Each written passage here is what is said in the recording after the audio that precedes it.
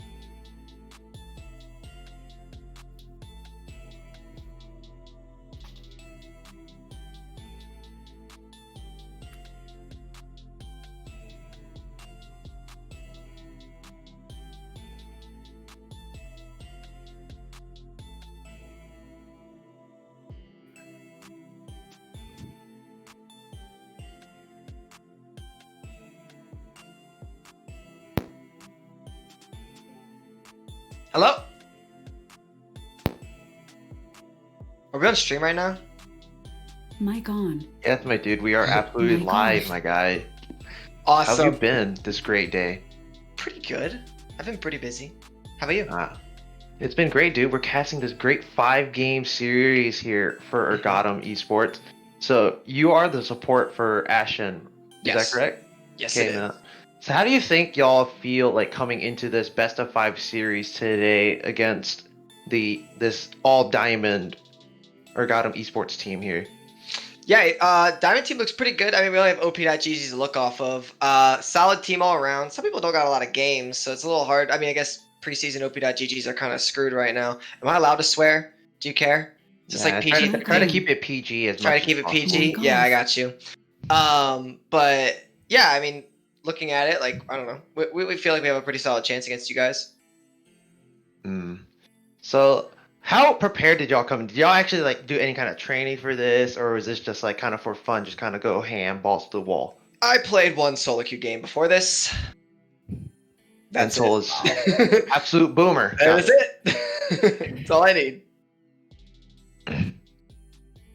So, as we're starting to get ready for these best of 5 games here, do you have any words here for the people watching or your potential rivals here in Urgottem Evolve? Oh yeah, I'll throw some trash talk out. So I mean, it's gonna be an easy 3-0 sweep from Ashen. I mean, we're gonna be proving that our diamond team, who has 2 plat players, are just better than a full diamond team, right? Probably just gonna show up, win, take our money, and leave. There's a huge prize pool, right, for this? Sadly, Yeah. no, I am No. Oh, mucho okay. poor. That's fine. But you get bragging rights. You get to rub it in the faces of all these people in this server here. So Yeah, we'll take those. But no, I mean, I think it's gonna be a really fun time. Win or lose, like I'm not gonna be like trash talking during the games or anything. It's gonna be fun. All right. Well, with that out of the way, let's get to some more interesting questions. Do you guys have like a? I know you're kind of having for fun and whatnot, but with the 2 plat players, Painless and Manatsu, is there any game plan that you guys wanted to like try out, see if it worked, etc.? Yeah, we wanted to try winning. I don't know. I like their plat players, but everyone plays at a similar level. Just goes down to drafting better than the other team, playing better than the other team, right? They're not like our shot callers, so we're not playing through them, if anything. I imagine you're the one doing the shot calling, given you're the support and the most active, I'd say. Me and Toast do the most talking, yeah. Okay.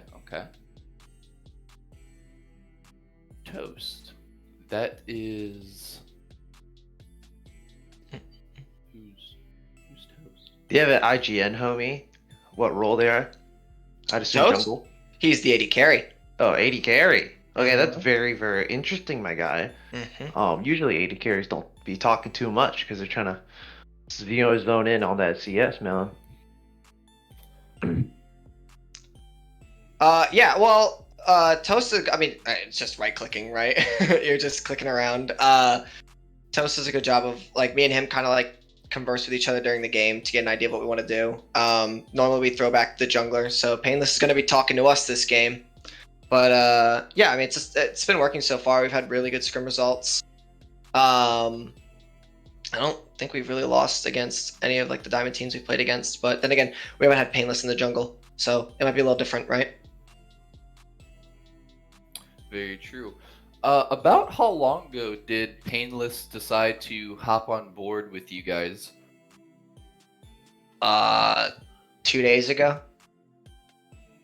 So over the holidays, we were trying to figure out if we could even make this day, right? Because it's 2 days after Christmas, but which, by the way, Merry Christmas, everyone.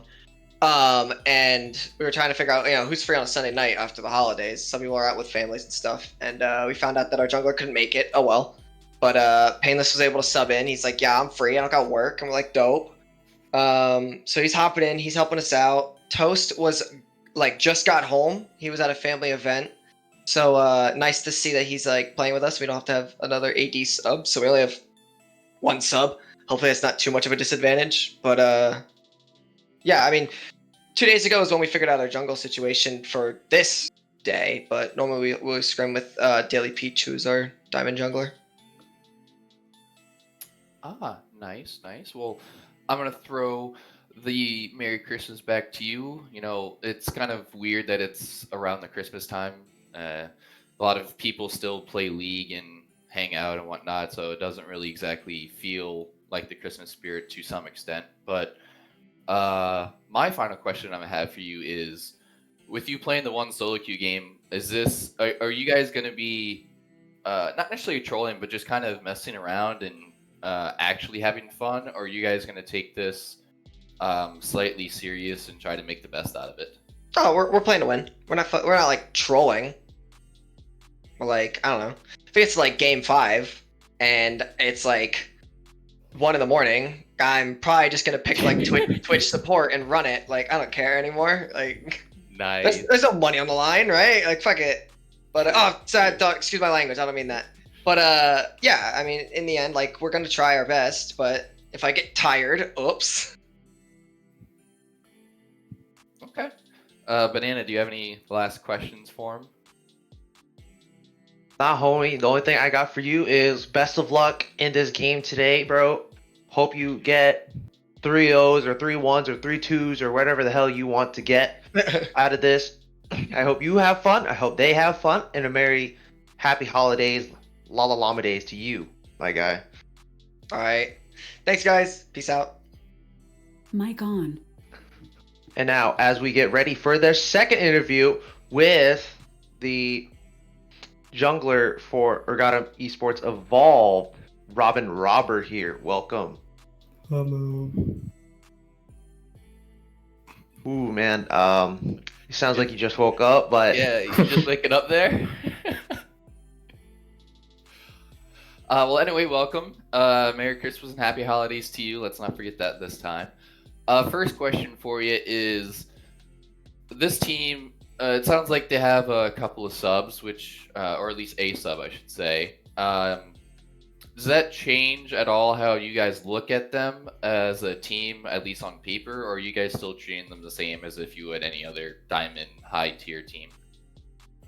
Well, I haven't actually personally played any games with the new mid laner, so I'm just gonna assume he's probably just like any other average diamond mid laner. Okay. Excuse me. So you said you haven't played any games with him. Is he new to the team? Is he like a new addition, so to speak? Yeah.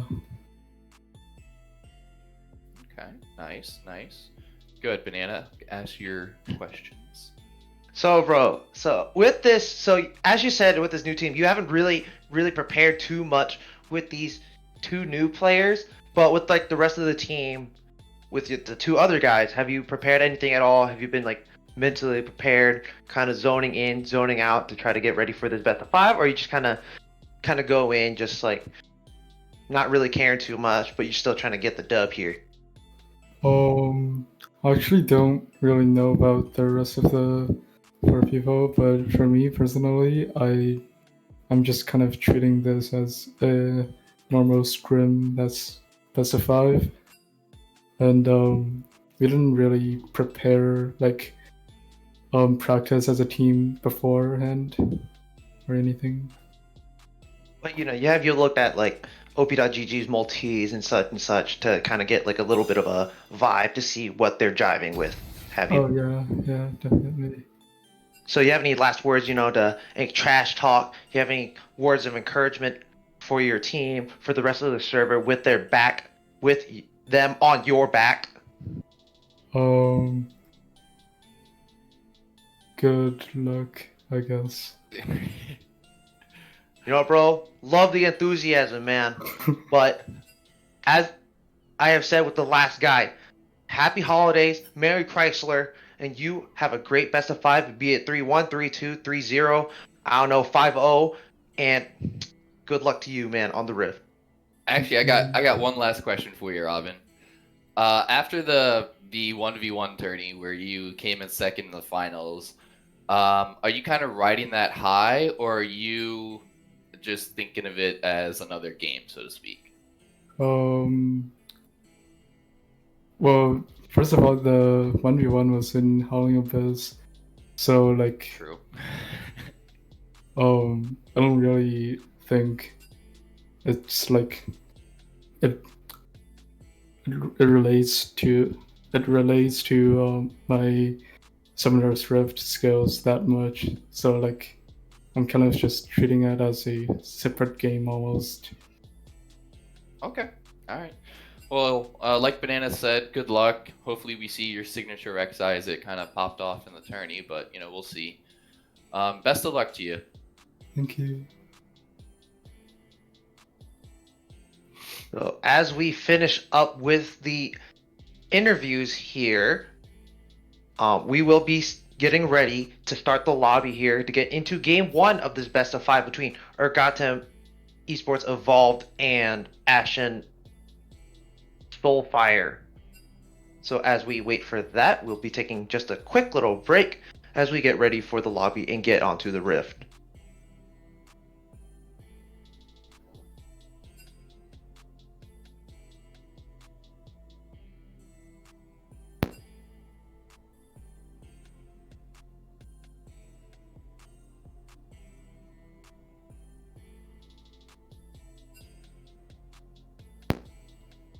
Are we still live?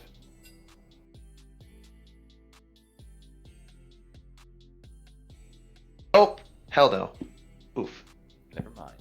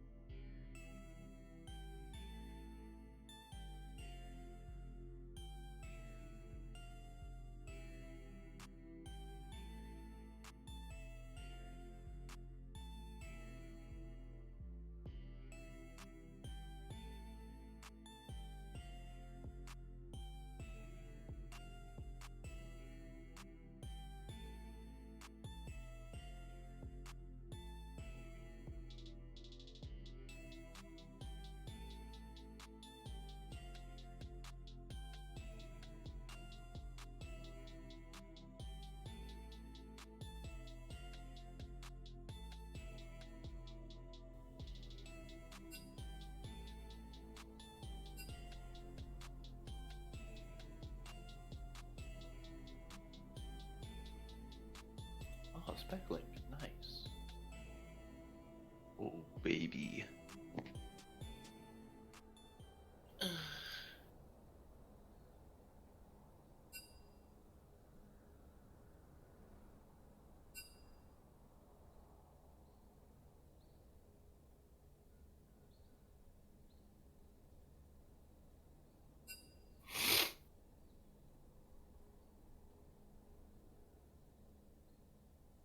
Oh, wait. Did you leave too, Banana? Are you guys live yet? Yes, we're live.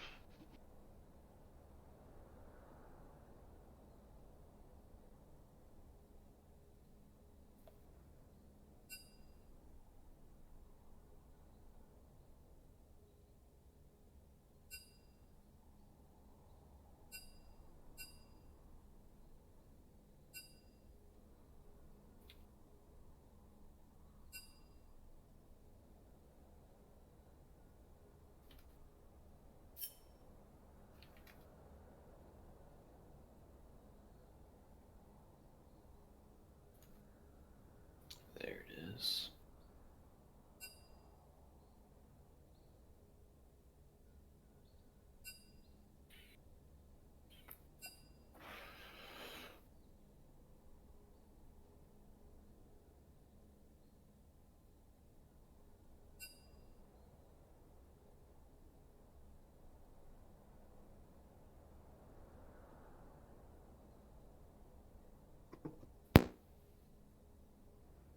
Ooh, sorry for the technical oopsies there a little bit, but now we are back into the draft here for a pro draft between these two semi-high tier teams here. So, Mr. Rainbows, what do you think about these bands so far here that we're seeing in the first phase? Well, we see the Thresh and the Darius ban. I simp for women. It looks like he does play a decent amount of Thresh, or at least he is relatively good on Thresh. This season he's only played a couple games, but last season he was quite well at it. Their top laner, Abdullah, I guess is how you pronounce it. I'm sorry if I butchered your name. Relatively good Darius player, so smart ban. After that, we see the Aatrox and the Wukong, more top lane focus. So it looks like these teams are trying to set up a good top side so that they can focus their resources elsewhere on the map.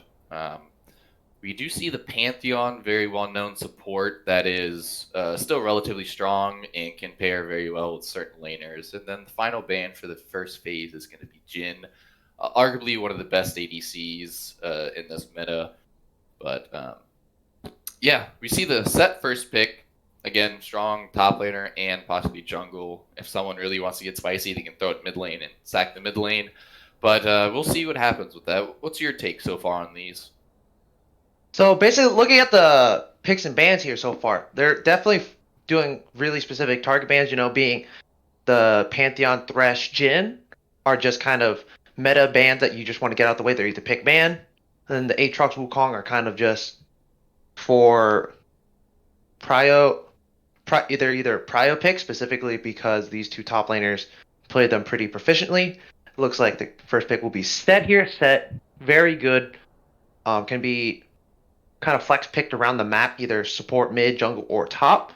Most likely will go top here, as Abdullah Aziz does play a decent amount of Set here. I hope none of the players are watching this. I will scold you afterwards. Yikes. But Okay. the Ezreal pick here, very, very safe. And then you have the Volibear pick, still very flexible, either top, jungle. Not seeing too many stats here for any of them, but so most likely we'll assume it will go jungle, but not going to put too much word on that right here. And Kai'Sa being hovered, and it will be picked here. So what do you think so far right now, looking at this draft? I like the Ezreal pick. It does provide a lot of safety and security at the bot lane, especially if they don't know what they're going to be picking for their support, since Set is technically a flex pick. The Lilia is actually really smart. I know Paintless loves that champion, so that is most certainly a jungle champ that he is comfortable with. And with the Kindred hover, it looks like Volibear might be going top. Kindred's a relatively good answer into Lilia. Kind of struggles early with his clear, as Lilia is a lot faster than him. But over time, Kindred at least matches or outscales the Lilia damage. So I like that response. For the following bans, we do see the Rumble. Very good ban, in my opinion. It takes out a lot of the team fight ability that it looks like Ashen wants to do. If you lay down what I call the red carpet in a very key spot, it could pinch off the team. It could disrupt whatever they're trying to do. So very smart ban on their part. But I want to focus on the Kai'Sa pick for a second. So the Kai'Sa is relatively short-ranged, but she packs a very big punch. How will that work against the Ezreal, who traditionally stays very far and can poke the living daylights out of people with just Qs or WQs and something? What do you think about that? So just a quick update here. Ashen Soulfire did not opt to ban nothing. That would be very rude. They decided to ban a Veigar there. So you're right. With the Rumble, definitely a target ban there. Don't want the red carpet to be laid down anywhere because nobody wants to walk on that. It looks like Ashen Soulfire will be prio banning this mid lane here, but Kai'Sa definitely pretty strong, but she does get poked out very, very easily against things that can go either very aggressive or things that outrange her, such as Caitlyn, Ezreal, and such. Lilia versus Kindred. I like that matchup. Lilia can clear faster. Kindred, as long as she gets those marks, she will outscale very hard. But if Lilia is smart enough with her pathing, she can deny the marks and deny the Kindred scaling just by a little bit, as long as they don't snowball any sort of lead here. And with the Nautilus pick here in the support role in the bot lane, Ezreal and Nautilus, it's going to be very, very crispy, as I do say so myself. And with the Ornn locked in, it is now very safe to assume that the set is going support. Pablo 553 is a very good engaged support player. So I'm not surprised by that pick. And for the final pick rather, for Ashen, we see the Anivia hover. I like the Anivia pick a lot. It provides a lot of zone control. It provides a lot of wave clear, especially with her ult, and that is locked in. So that is the full team comp for Ashen. We're going to have Ornn in the top lane, Lilia jungle, Anivia mid, Kai'Sa bot, and Set support. Yeah, I like the Anivia pick also because Anivia got buffed like a lot last patch. And a lot of quality of life changes, so she's definitely a lot easier to play. And Cassidy. Ooh. I really like this pick here. Since Ashen Soulfire, their early game is not that great. And they have a decent amount of AP overall. With the Brittle from Ornn, the Anivia, the Kai'Sa passive, and the Lilia. And then you kind of have the opposite smorgasbord from Urgottem. You know, they have a pretty decent early game topside with the Volibear Kindred. And then bot lane can go aggressive or passive with the Nautilus and the Ezreal here. So it's going to be very, very interesting to see how both of these compositions kind of play out to their strengths and weaknesses here. Very, very true. And like you're saying, I think the casting is a lot smarter than what people realize because, like you're saying, for Ashen, with their team comp, they're not trying to snowball a huge early game. They're trying to survive, so to speak, and make sure that they can get to that mid to late game stage. And Urgottem is matching them with the Ezreal Cassidy because, you know, if Ezreal can get an item or two by, let's say, 25 minutes, he's really strong at that point. And the Cassidy may not be as strong as Ezreal is, but at least they have that late game insurance where Cassidy can just, 1v9 the 3 squishies that Ashen has. So it is a very smart, intelligent pick, and let's see if the mid laner for Urgottem can perform on that champion. But yeah, as we get into the actual draft here, we're going to be kind of looking at these teams, see how they stack up, analyzing them a little bit more.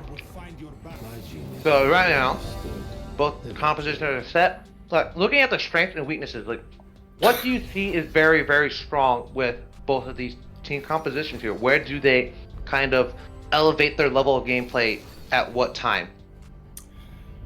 I'm going to focus on Ashen first and give you Urgottem. So what I see is they're going to, at least in my eyes, they would like to get the Kai'Sa as ahead as possible. Because Kai'Sa is very reliant on her items and very reliant on her levels. So if I were painless for Ashen, I would be wanting to focus the bot side, or at least mid bot side, to get Toast on his Kai'Sa as impactful as possible. Even with Kai'Sa being at least even, Ornn will still be Ornn, absorb damage, upgrade items, no really big deal there, no reason to really get him ahead. Anivia, on the other hand, could provide a lot of damage, could provide a lot of crowd control in terms of her ult, her wall, and whatnot. So if I were, like I said, if I were painless, I would be very happy to see him focus around the mid to bot side.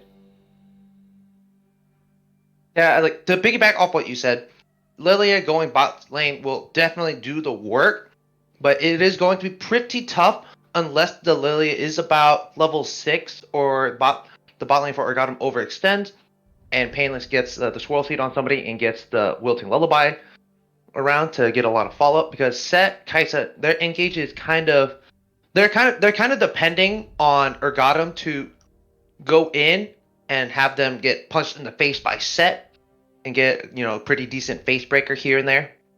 But it is going to be pretty hard for them to follow up, so they're going to have to depend on Urgottem to kind of flub around there. You definitely want to probably get Anivia ahead because casted in early game, pretty immobile. Being an assassin that doesn't really become an assassin until he hits about level 6-11 with about an item or two and a half. Right.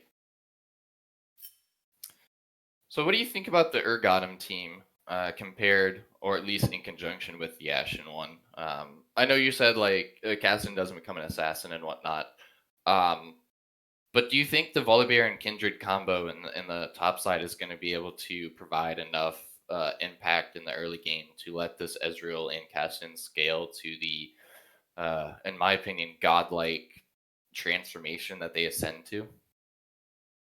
Yes, as I would like to see them go Super Saiyan in this game here, I definitely want to see this Kindred prioritize that bot lane because with the Nautilus, you have so much potential to get picks.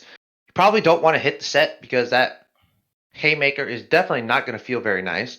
But I want to see how both these junglers kind of path it around and allocate their resources here and there to get either their lanes in a lead because a lot of these lanes can snowball really, really well if they get a sizable lead in the early to mid game here. What? As we wait for the spectator delay to slow down here, we will be taking a quick little break as we get ready to go into the first game between Ashen Soulfire and Urgottem Esports Evolved.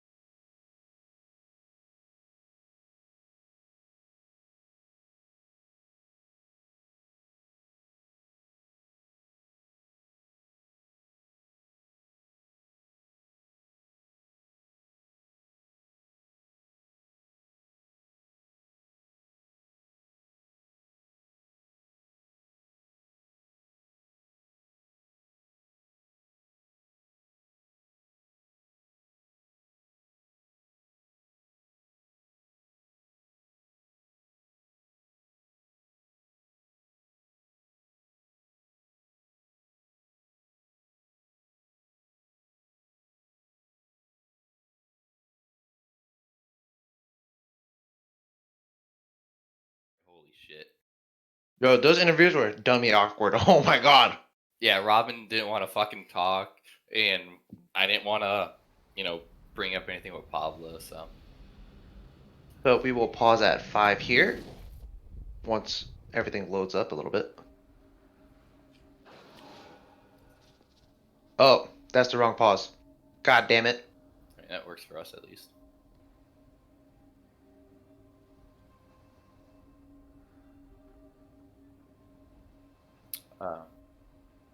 I'm at 4 seconds, by the way. Yeah. Banana.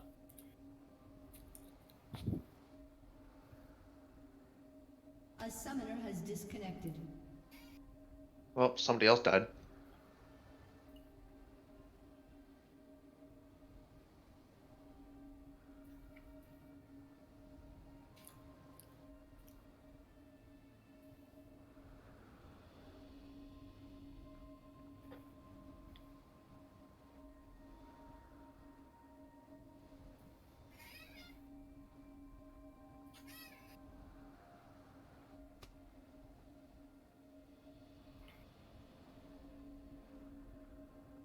PP chain.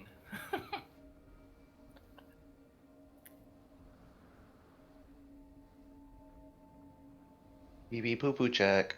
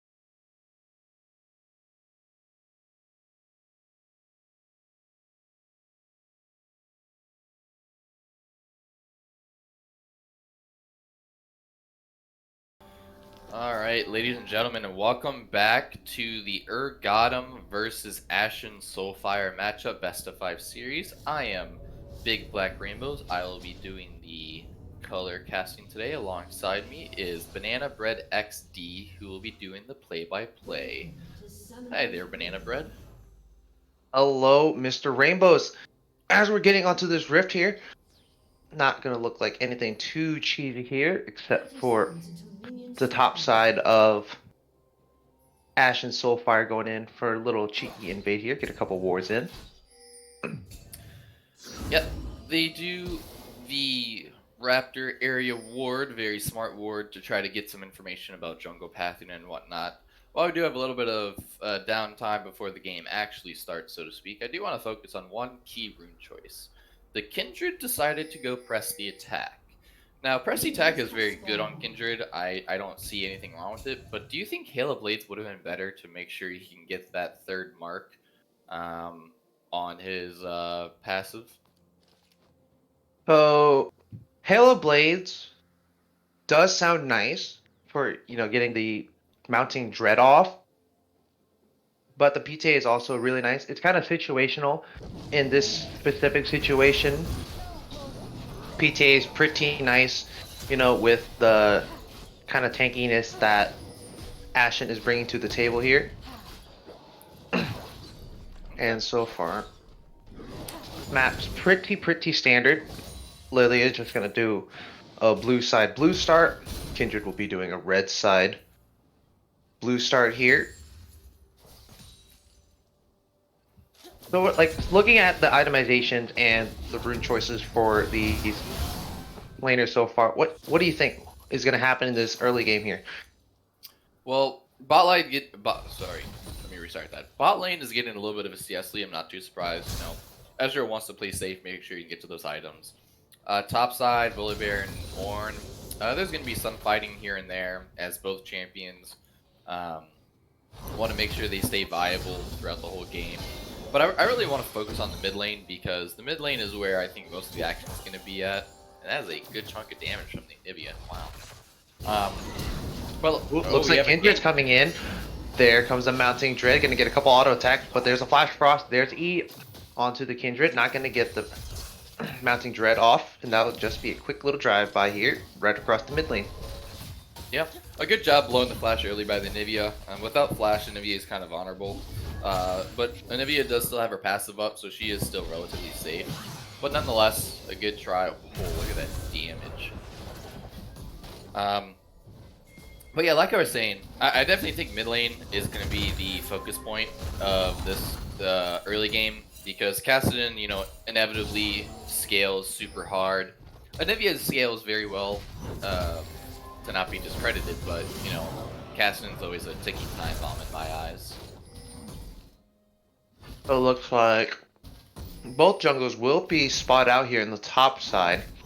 trying to get this Kindred mark here. Robert is trying to do. Both sides are pretty even in CS. Kindred will start this. He will get the top prio here. Ashen is TPing in. He might be looking for a little bit of a fight just to provide a little bit of backup here. But the question is, there's Volibear in the top lane fighting it up. Gonna bring down the Sky Splitter. Sky Splitter's gonna tag up the Ornn here. Lily's not gonna hit nobody. She's gonna W. She's gonna die right here, right down, right to the Bear. The Bear's gonna get the kill. Not gonna get the kill on the Ornn quite yet. But Nivea is gonna get caught out a little bit here by the Cassin and Force Pulse coming down. Not gonna get too much, and Kindred will be right back on her way to get this top lane Scuttle Crab. Yeah, throughout that whole thing, no one took Scuttle. Kind of, nice hook in the bot lane there. But yeah, during that whole top play, Scuttle Crab wasn't even taken, so that's a nice free mark for Kindred. Lilia did pay with that for her life, and looks like they're trying to converge on mid lane now with the flashless Lilia. Kindred's gonna flash right on forward. Mounting Dread coming down, gonna get 1 stack, gonna get 2 stack. Tip for Women's gonna flash right in, gonna get the Dredge line. But are they gonna get the kill? They're gonna get the kill. Give it to Pure Genesis. They're all gonna get tagged up by Face Breaker coming in single only onto the Kindred here. Oh, big Haymaker across 3. Only gonna get true damage onto about 2 though. Ezreal's gonna shift up forward, gonna try to get a couple Qs down, try to get a flash, gonna flash forward, gonna miss the Q. And Cassin is gonna flash forward also, gonna get the Force Pulse, gonna get the kill. And Ezreal's gonna pay for his life, not having any kind of escapes. Looks like Painless gonna go in. Toast gets the KS with the W here, or TPing in, not gonna get too much health. And the bowling ball is just gonna miss, gonna only be a spare here. That was a lot of action in a very short amount of time. So, Cassin got 2 kills. He got the Anivia kill and the Lilia kill, or not Lilia, Set kill. And Ezreal died. Eventually, Cassin did die. But that's not that great if you're Ashen, on the side of Ashen, I should say, because now Cassidon is started his scaling early. You know, he has the Amp Tome, he has the tier that he can start stacking very early. This mid lane is still going to hurt for him. You know, it's a melee versus range matchup. But Top lane here. Looks like Volibear is going to kind of beat him up a little bit. Going to get the little frenzy strike down here. He does have the ultimate. Gonna ult right in. Gonna tag up the Ornn. Ornn's gonna get taken down here. Just breathing on him with a little bit of a tickle. Yeah. That's well played by the top laner, Yespo? I think is how you pronounce it. I'm not sure. Yestibo. Sorry about that. Nonetheless, that was a great play. He knows his damage. It's very evident that he knows Volibear quite well. And he just took full advantage of having his ult when Ornn didn't. And now he's 2-0 with a nice bounty and a very solid CS lead in the top lane. Yeah, man. Right now his gold lead is about, holy Jesus. Yeah. He has about a 1600 gold lead onto the Ornn here. But as long as Ornn doesn't kind of keep running into the bear as much, he should be able to kind of scale up here. Bot lane not doing too much here. Kind of hard to go into a Kai'Sa that has a Noon Quiver already. Mid lane is still, you know, mid lane. Cassid is about to hit level 6 here off about 2 minions. Now that he's 6, he's definitely going to have a little bit of a better time dodging those flash frost from the Anivia here. Very true. And one thing I do want to say is, you know, as much as it sucks to see your Ornn get this far behind, Ornn's not a damage-oriented character, so he could very well still be extremely useful in this game. He could still provide a lot of utility with his Ornn upgraded items and whatnot. So, you know, Ornn falling behind isn't the worst thing. He just has to make sure that the bleeding stops as much as possible, and that's not how you do it. Top lane here. The Ornhorn's gonna get called down. Gonna tag up the bear real quick. He's also gonna get flamed up into the wall. Lily's coming in, getting into melee range. Gonna tag him up. Sky Player's gonna come down. Oh my god, that's a lot of damage. Sky Player's gonna come down. Bear Claw's gonna come down. Gonna whack him up. He's gonna go 3 up. Gonna flash forward. Gonna get the Bear Claw down again. But is he gonna get the kill? He has no cooldowns. Oh, he gets the kill. He does not get the charge right out. And that will be a double kill here for Yestibo or the Volibear top. That's insane! Like, That's actually insane. He survived the 2v1, got a double kill out of it, and now top lane is like ruined in my opinion because unless like Painless comes back and ganks top again with ult, I don't see how Volibear loses, especially now that he has his ult. Like, that was prime opportunity to take advantage of that, you know, ultless. He did have flash, but, you know, and he just was like, no, this is my lane. I do what I want, and sucks to be you. That was incredible. Yep, Volibear definitely doing really, really well in the 2v1 ganks just because he has so much damage with the Sky Splitter. And looks like he's gonna just kind of stop his recall here. Ooh, Sky Splitter coming down, but the orange is gonna dash away. Anyway, to get back to what I was saying, it's so hard to fight a Volibear if you can't kite him very well, you know, being Ornn. And the Frenzied Maul just so much percent healing and damage if you land the Sky Splitter and the Frenzied Maul that it's just so hard to kind of beat him up here. So Kindred will start the Rift Herald here. She did get another mark. So at the moment she is at 2 marks here. Don't exactly know who her current mark is on for champion wise. But looks like Volibear will delay his recall a little bit to stay topside while the Kindred does get the Herald here. They do have an inkling of what's happening, but they're not really going to do too much here with the lead that the Kindred and Volibear have accrued for themselves. Ooh, bowling ball going in. Looks Not like gonna they're get trying too to much. contest at least. But yeah, so like what I was saying earlier with Ornn, you know, you still have a Kaisa that is up in CS and has a kill on Ezreal. Okay, nice damage there by Cassidy. But I want to focus on the Kindred for a second because now with top lane being how strong it is, he can definitely devote his attention elsewhere and make sure that his Cassidy is safe in lane and at least has, you know, a bodyguard. Because beforehand, Volibear wasn't very how am I gonna phrase this? It wasn't sure if Volibear was gonna be able to survive that lane, but especially after that double kill, Volibear is set for at least until team fight scenario. So now you have a Kindred that can be like, okay, well I don't have to sit on top of top lane and make sure he's alive. I can sit mid lane, I can sit bot lane and make sure that the rest of my laners get ahead and the rest of the team does well now that I don't have to focus on top lane anymore. So, interestingly enough, looking at the itemization, the Lily is opting for a Bandle Glass Mirror and a Kindle Gem, signifying that she's probably looking for either Imperial Mandate or, ooh, looks like Ornhorn's gonna be down. The Stormbringer's gonna come down, turn off the tower, take down the tower, and Ornn is going to become mincemeat here for the Smoky Bear, and he will get the kill with the Frenzied Maul here. Yep. And I guess I just eat my words because, you know, Kindred ganks top lane. Funny. But again, well executed gank. A little hard for the Ornn to do anything there, especially with how low his turret was. Yeah, they get a kill out of it, they get first turret, and now they get control of the whole top side.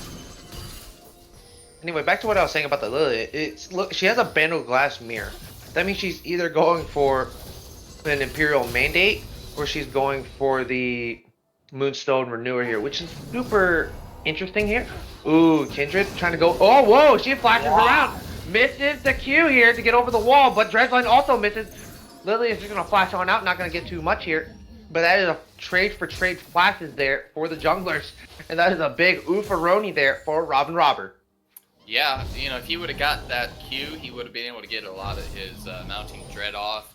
And most likely get the kill before he goes to sleep. But instead, it's not the worst trade, just a trade of flashes. But it looks like they're setting up for a dive in the bot lane. Ooh, there's going to be a very, very spicy dive here maybe. But it doesn't look like they're going to get too much. They're just going to back on out. Ezreal is a little bit out of mana here, so it's going to be very hard to get that off. But for now, the game is back at a pretty even state here. It looks like Urgottem Esports is prepping for this Drake here. The Cloud Drake will be up in about 50 seconds.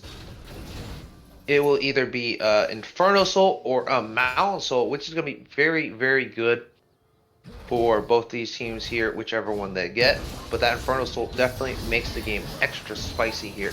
Ooh, mid lane here. Everross is going to come down. Nivea is also going to flash out again, and that would be another flash there blown defensively for Manatsu. Yeah. The Drake I want to spend a second on because now with it being a Cloud Soul, or not Cloud Soul, Drake is the second one, it puts in perspective for Ashen how big these Drake Cryos are going to be, because if it was just going to be a Cloud Soul, you know, it's not the worst if they get the Soul, yes they get some PAs and whatnot, but now with it being a potential Infernal or Mountain Soul, that's a very large amount of either damage or protection that Urgottem could possibly get, so they need to really strap down and make sure that they focus on the Drake Cryos, especially if they don't want to fall that far behind in this game. Ooh, top side here. One's gonna go charge in. Not gonna get too much charge here. Set was looking for a little bit of something here, but the horn, or the Volibear is not going to. Ooh. Oh, looks like Volibear's gonna come down. Sky Splitter will land. Red side. Urgottem will get the Cloud Drake here, and it will be a Mountain Soul if we can get to that point here. Yeah. So as this game keeps going on, Volibear is still dominating the top lane, and since that double kill, I haven't seen Painless go back towards topside anymore, which isn't bad because, like I said, Ornn is still going to be Ornn, but he's also trying his hardest to make things around the map happen, but he just keeps getting snuffed out every time, either through vision or just intelligent plays by Urgottem. So it's very hard for this Lilia to be as impactful as I imagined she wanted to be coming into this game. And that's showing now because Urgottem is up 2 Drakes to 0. They have first turret. They're about to get second turret if the Ezreal successfully pushes in a couple waves here. And they've gotten so far both Rift Heralds. And, you know, I can't think of a better jungle performance than that by itself. Like, first 2 Drakes, first 2 Rift Heralds. I don't know how a jungler could better perform than that. Yeah, so interestingly enough, Lilia did opt for the Moonstone Renewer, which is definitely a newer build path that I have seen.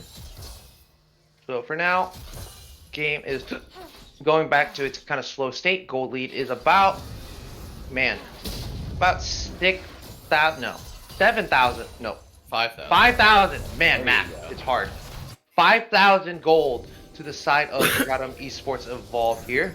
Looks like Kindred will invade the blue side here. Ornhorn's gonna get called here. Gonna get a 2-man knockup here.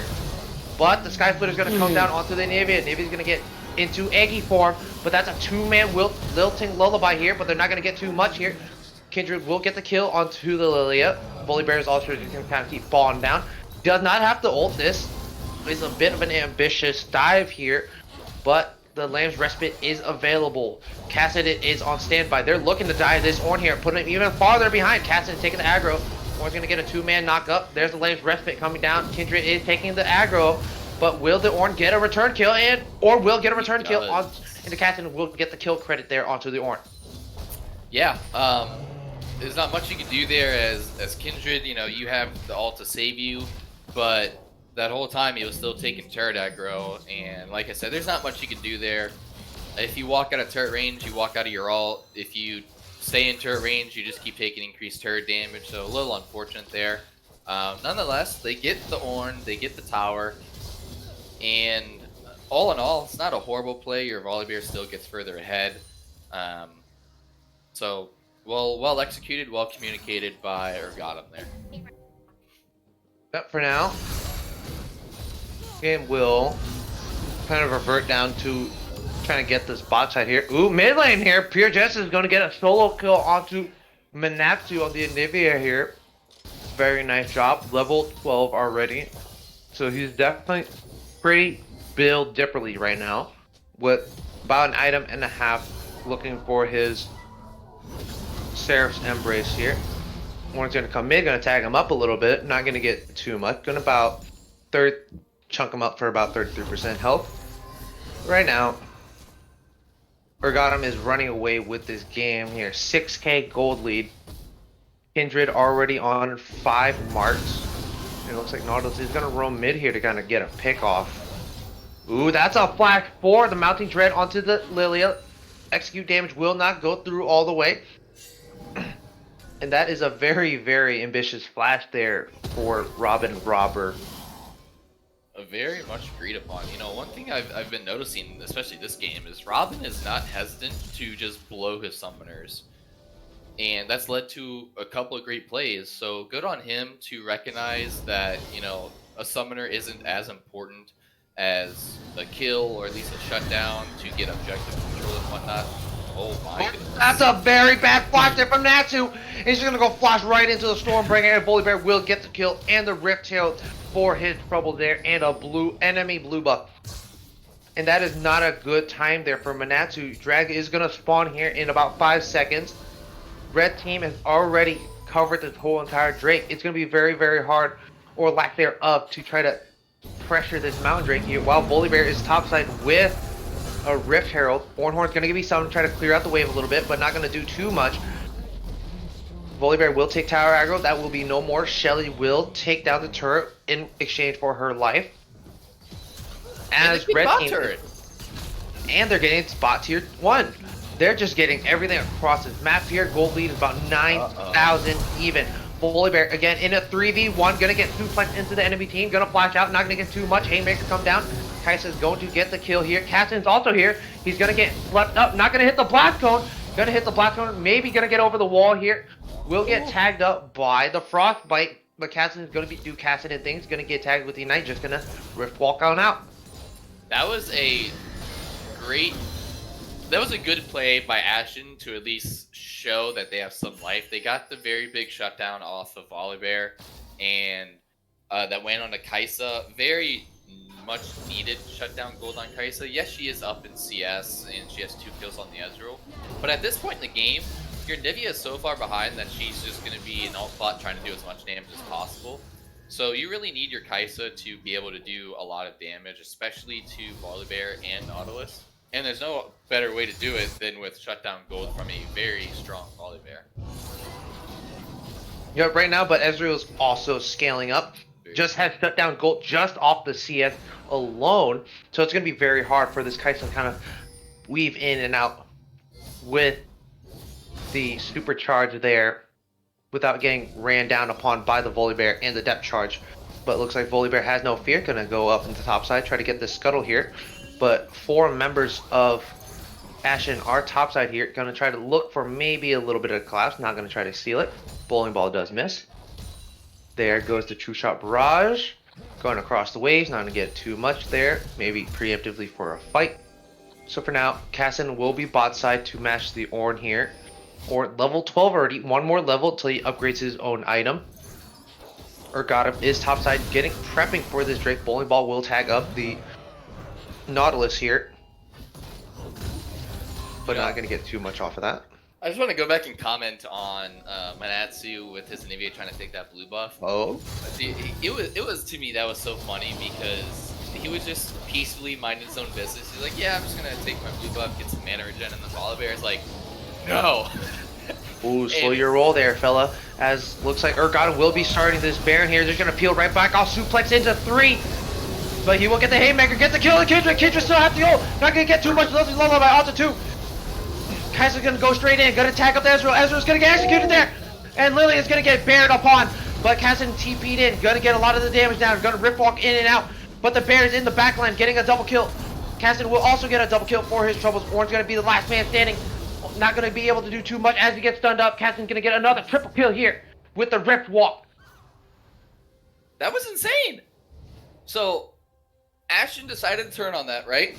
They got 2 very important kills in the Kindred and the Ezreal, but for most of that fight, Caston was untouched, and that was about as good of a fight as you're gonna get for Ashen.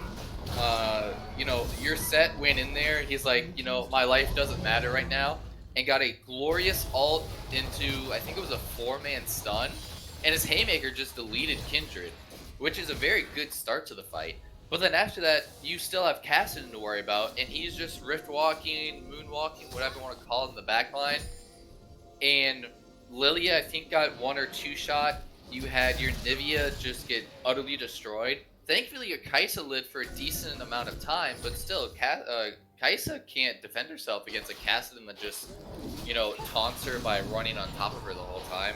So, like I said, great way to start off the fight, but you still have to find some way to take care of the Cassidy that, in my opinion, is the biggest threat, because Cassidy is still scaling.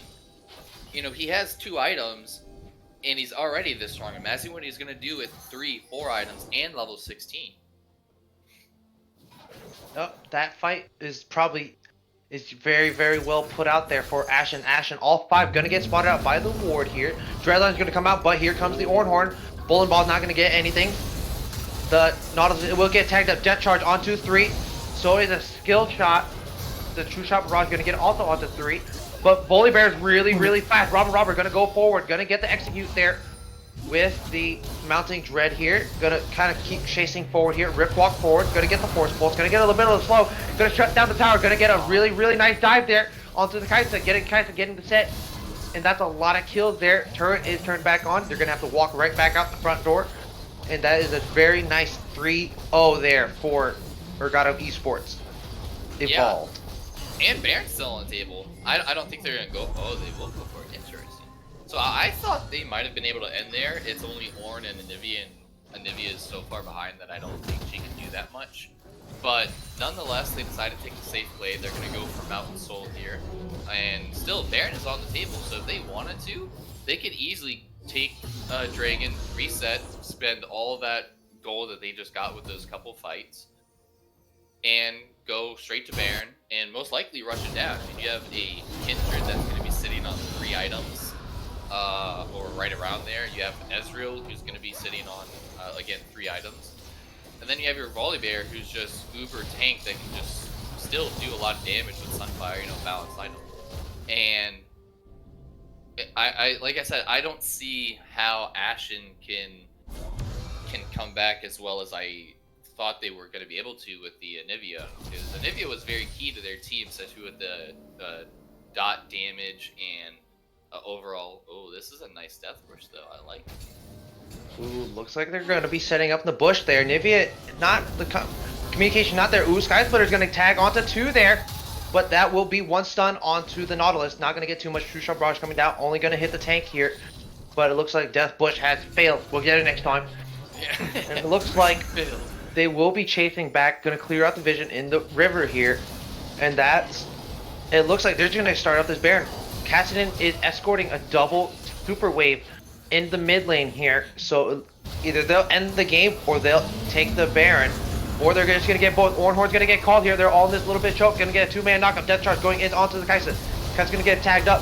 Suplex onto 2, but the Volibear is going to go into the back line. That's a very big ult there. Going to zone out the Kaisa 1v1. Robber is going to get put down the Lamb's Respite. Going to get it onto 3. Save 3 lives. Get 2 lives. They're just going to that will be a kill here. And Cassidy's just going to end the game here. Just going right through the front door with a double super wave. And that will be game 1 of the Urgottem Esports versus Ashen Soulfire game here. That was intense, honestly. We had a reverse double kill in top lane. We had a Volibear just jump on top of a bird. I mean, for as much hype as we gave Ezreal, I don't think he did that much, to be honest. It was the Volibear Kindred Cassidy show, and I am stuck in spectator. This is not good. Alright, let's just... So, like, you're absolutely right. That is preseason 11 in a nutshell here. Tanks will carry your games while your carry just kind of takes a little backseat, gets kind of hiked up on their feet there with their little cocktail with a little umbrella, of course. Man, looking at these damage stats, Volibear 20,000 damage, did 4,000 more damage than the next carry, which was Ezreal. That is insane here. Funny enough, the Ornn did the most damage on the side of Ashen with 12,938. Next was Kaisa here with 11,000, but definitely MVP of this game. I have to give it to Yastibo here with the insane Volibear play. I couldn't agree more. I mean, that guy built 3.5 tank items and a death stance and did like nearly double the amount of damage that the actual carry on the other team did. I mean, that's just absurd. Like, and they say tanks aren't broken. Well, okay. But yeah, I mean, the Volibear 100% MVP carried the crap out of this game, and then Kindred and Cassidon were just there along for the ride. It felt like. So yeah, that's incredible. Okay, folks, as we start taking a little bit of a break, getting ready for game 2 of this best of 5 here, we'll be taking a quick little break as we wait for the lobby to get readied up and we get into the draft here. But don't move, stay right there, maybe get up, get a couple drinks, get a couple snackos, and we'll be right back with y'all.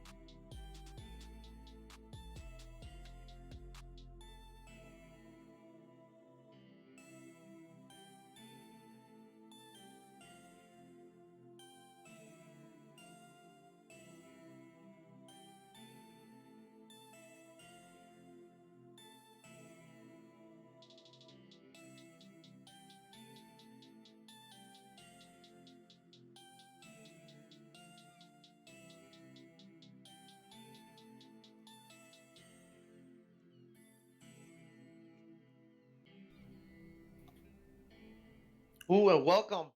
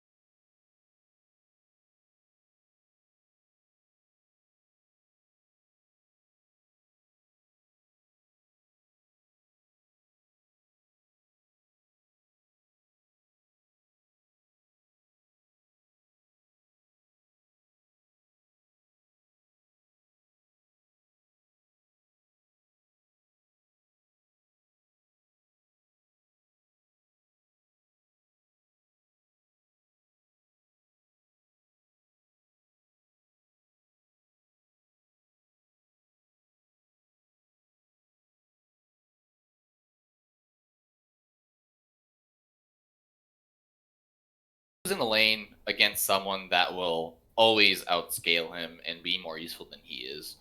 And it showed a couple times where Anivia would just, lay her alt down and try to clear the wave, and then Cassian would just go on top of her and blow her up. And that's not his fault. That's not a better player type of scenario. That's just a champion difference. So I'd like to see Manatsu on something a little bit more um, Enabling. Yeah, enabling. Good word there, because Anivia can only do so much, and with the champion pool that I know he plays, there's definitely a lot of other stuff that he can pull out to make himself a lot more useful to not only his lane but also to the team comp as well. But as the picks go on, we do see Urgottem picking up the set, Graves and Thresh, so that is 100% a set top lane. On the side of Ashen, we see the Olaf, Vayne, and Fiora picked up. What do you think so far? Oh man, Ashen is definitely getting the spice level up here. Definitely pretty confident in the Fiora kind of blind pick here, thinking that set might go top here. As Yestibo does not really play that much set. He does have a couple games here and there, and Simp for Women doesn't have any set games, so they're pretty confident that it will be a set top. Vayne, very, very interesting. Vayne is such a hit or miss champion that she is such a feast or famine champion that if she does not get anything early, or at least scale up to a decent amount of items, that is definitely going to be a very, very hard time here. Very true. Graves into Olaf is going to suck for Olaf, because Graves is a counter into Olaf.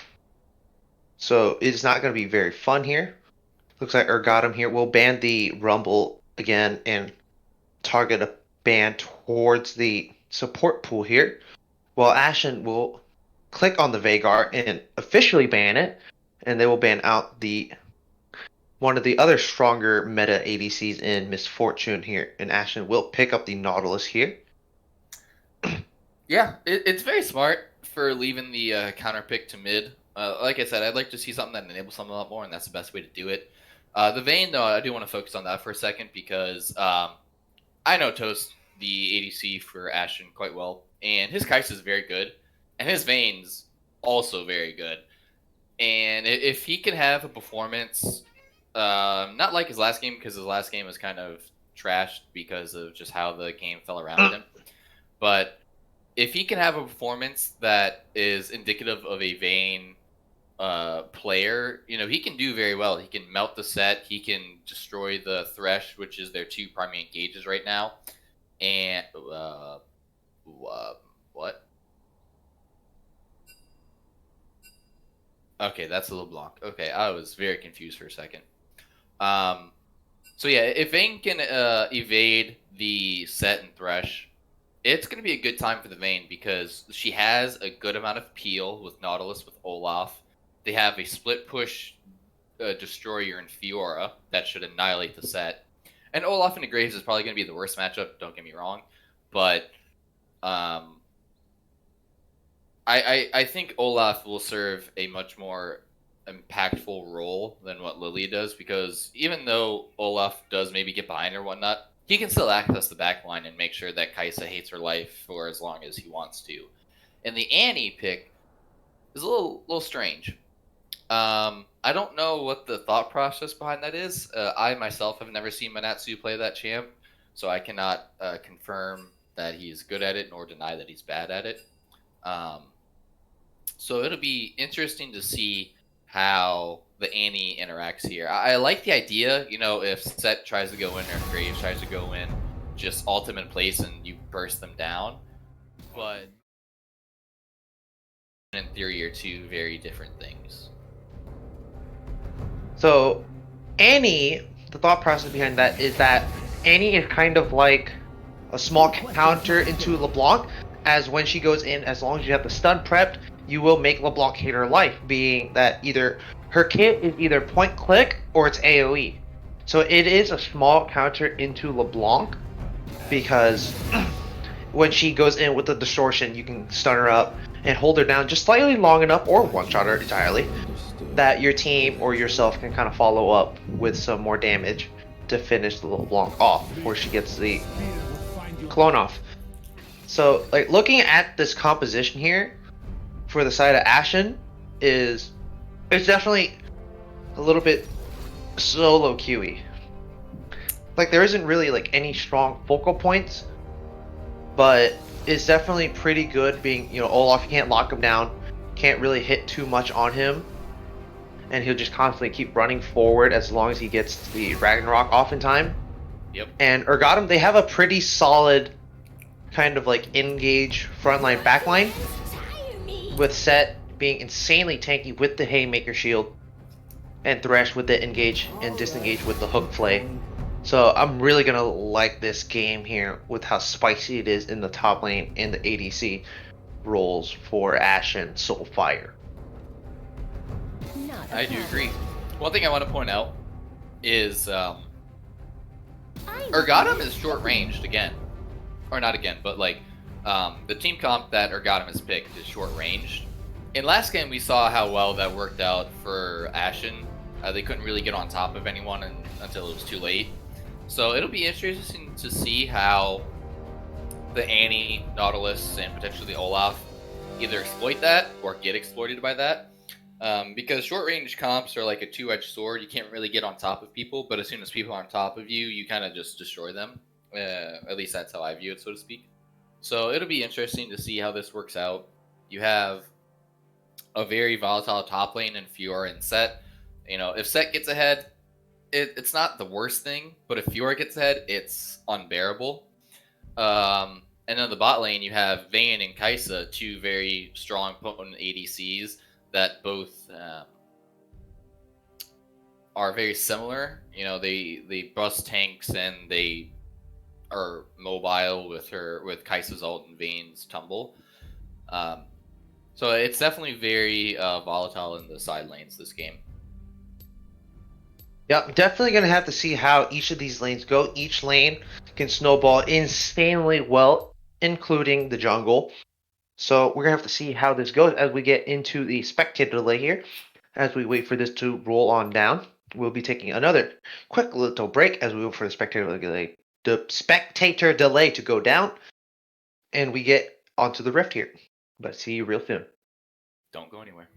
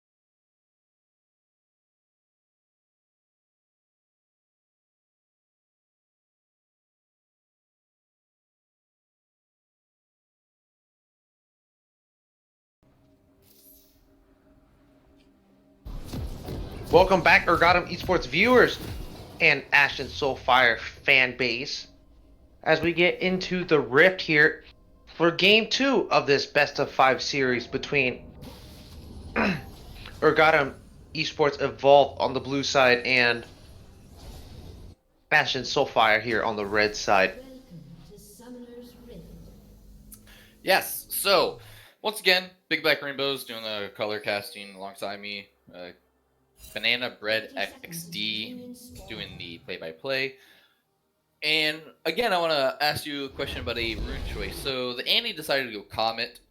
A lot of Annies I see in gold are deciding to go the Electrocute to get your stun, W, auto proc off, and whatnot.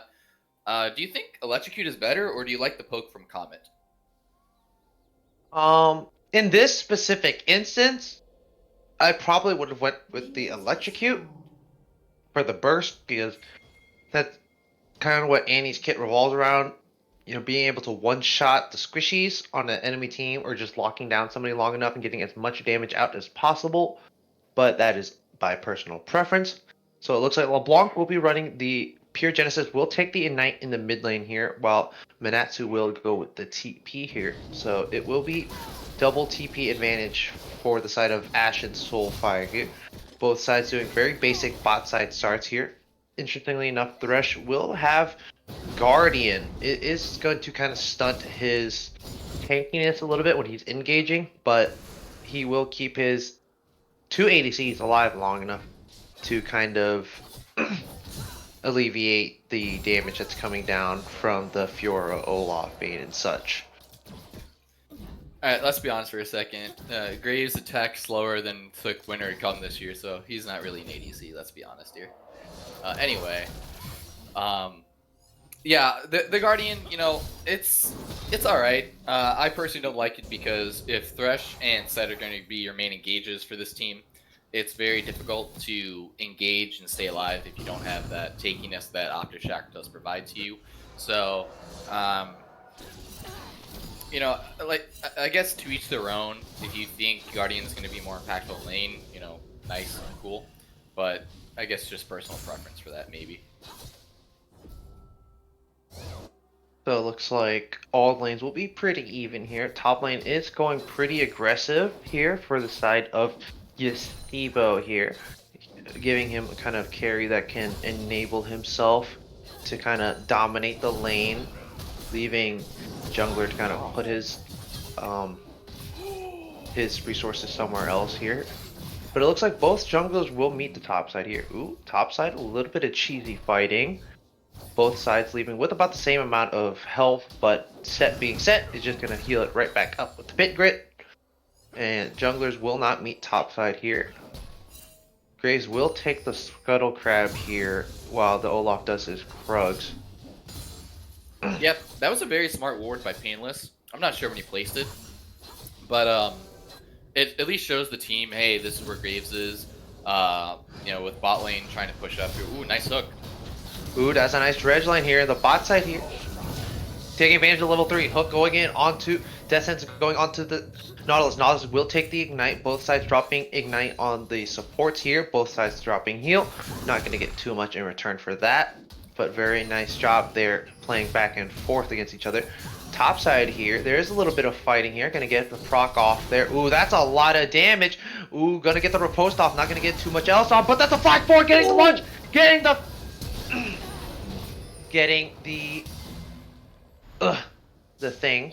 Kill. And that will be a kill for the side of the Vital. That's what it's called. Man, I had a brain fart there. But Fiora, very nice job getting the flash lunge reset there. Bot side Kaisa is going to get a kill in the 2v1 here. Nautilus just going to get out with his life while Vayne falls down. That was a great play by Fiora. Like, that's exactly what they needed to make sure the Set doesn't get out of control.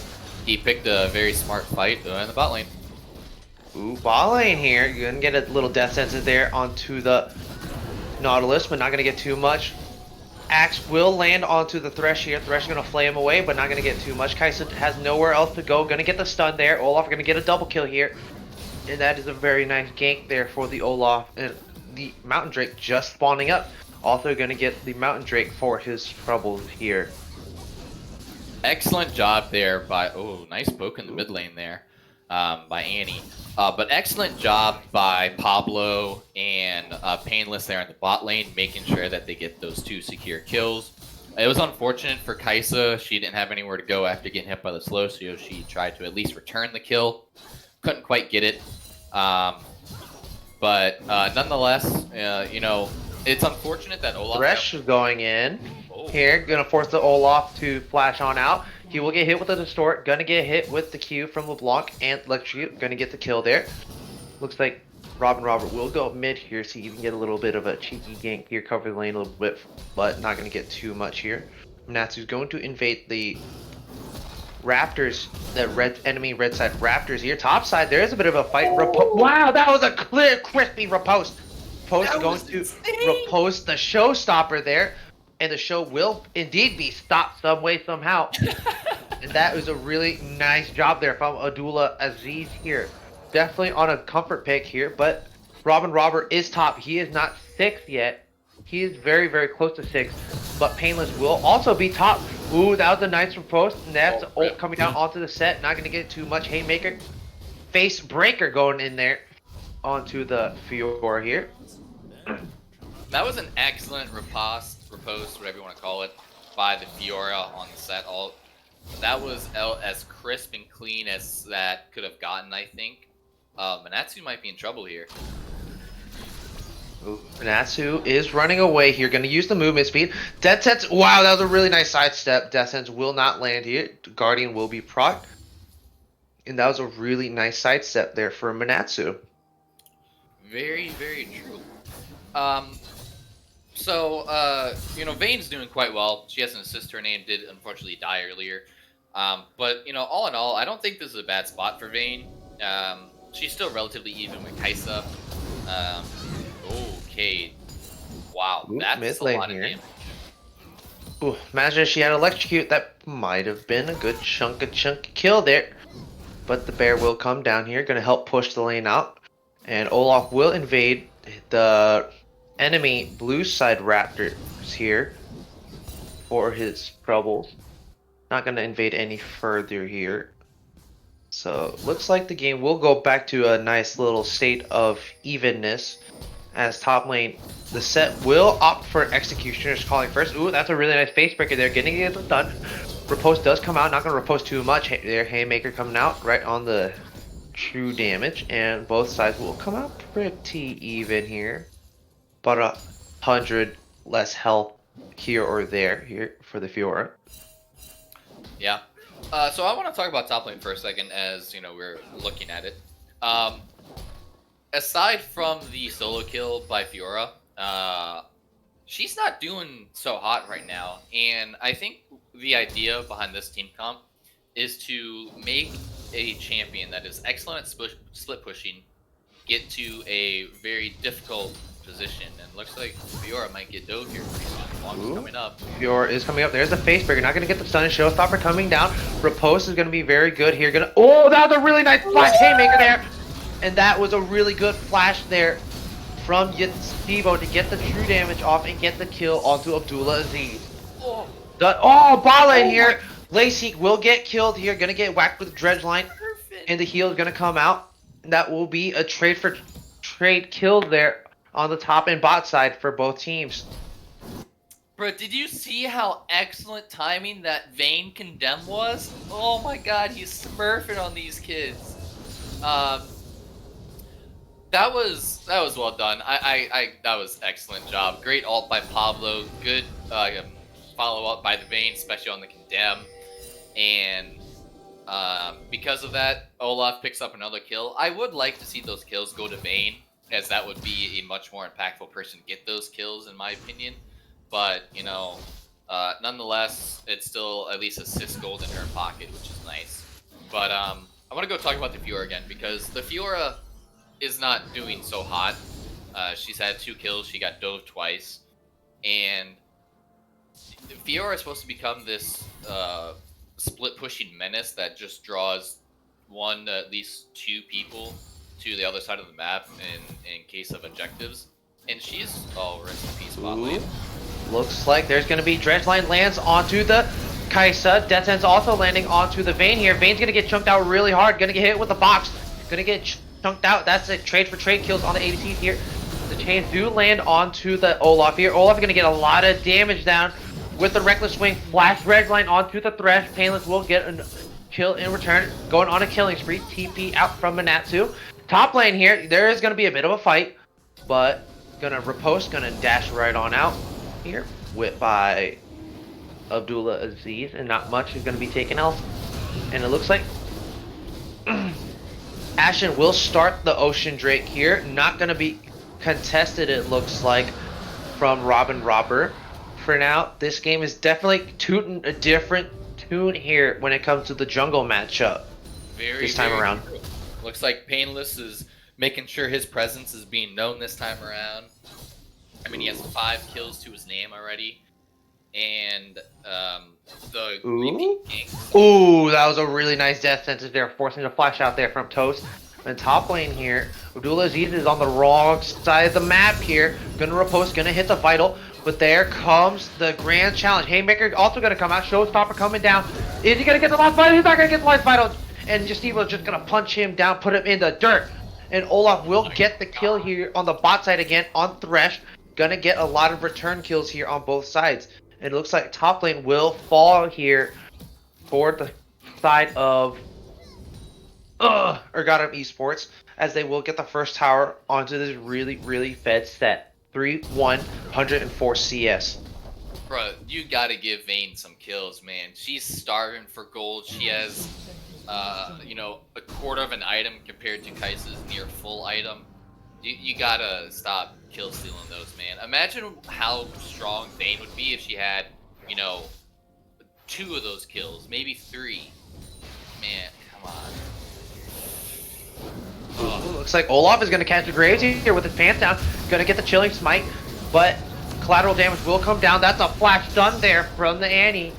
And, ooh, bot side here. Also going to get a kill here onto the Vayne. Vayne finally getting her first kill. That's a Caster Curse is what I say.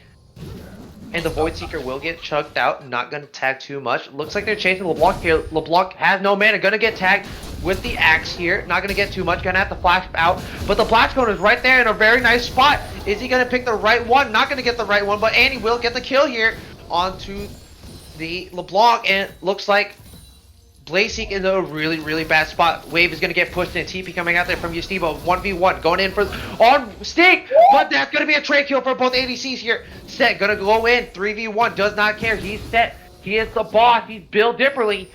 And the Guardian is going to get popped there from the Thresh. Not going to get too much here. And it looks like Fiora will be on her lonesome in the top lane, pushing out this lane. Ooh, Boy, death sentence here. I tell you, this game is speaking a much different tune. You know, top lane's still kind of the same. Top lane's winning. But everywhere else, I mean, Ashen just seems so controlled and so relaxed. Like, as soon as Kaisa stepped up, they went in on her.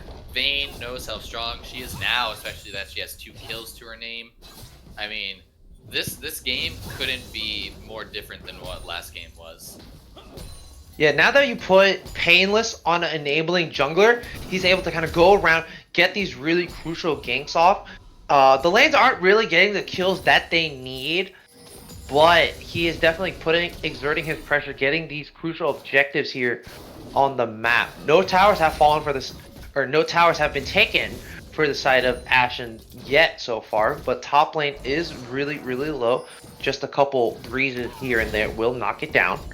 But it looks like, ooh, top side here, Olaf will meet the very fed set here, but looks like the set will tag him up a little bit. Ooh, Dredgeline there onto the Thresh.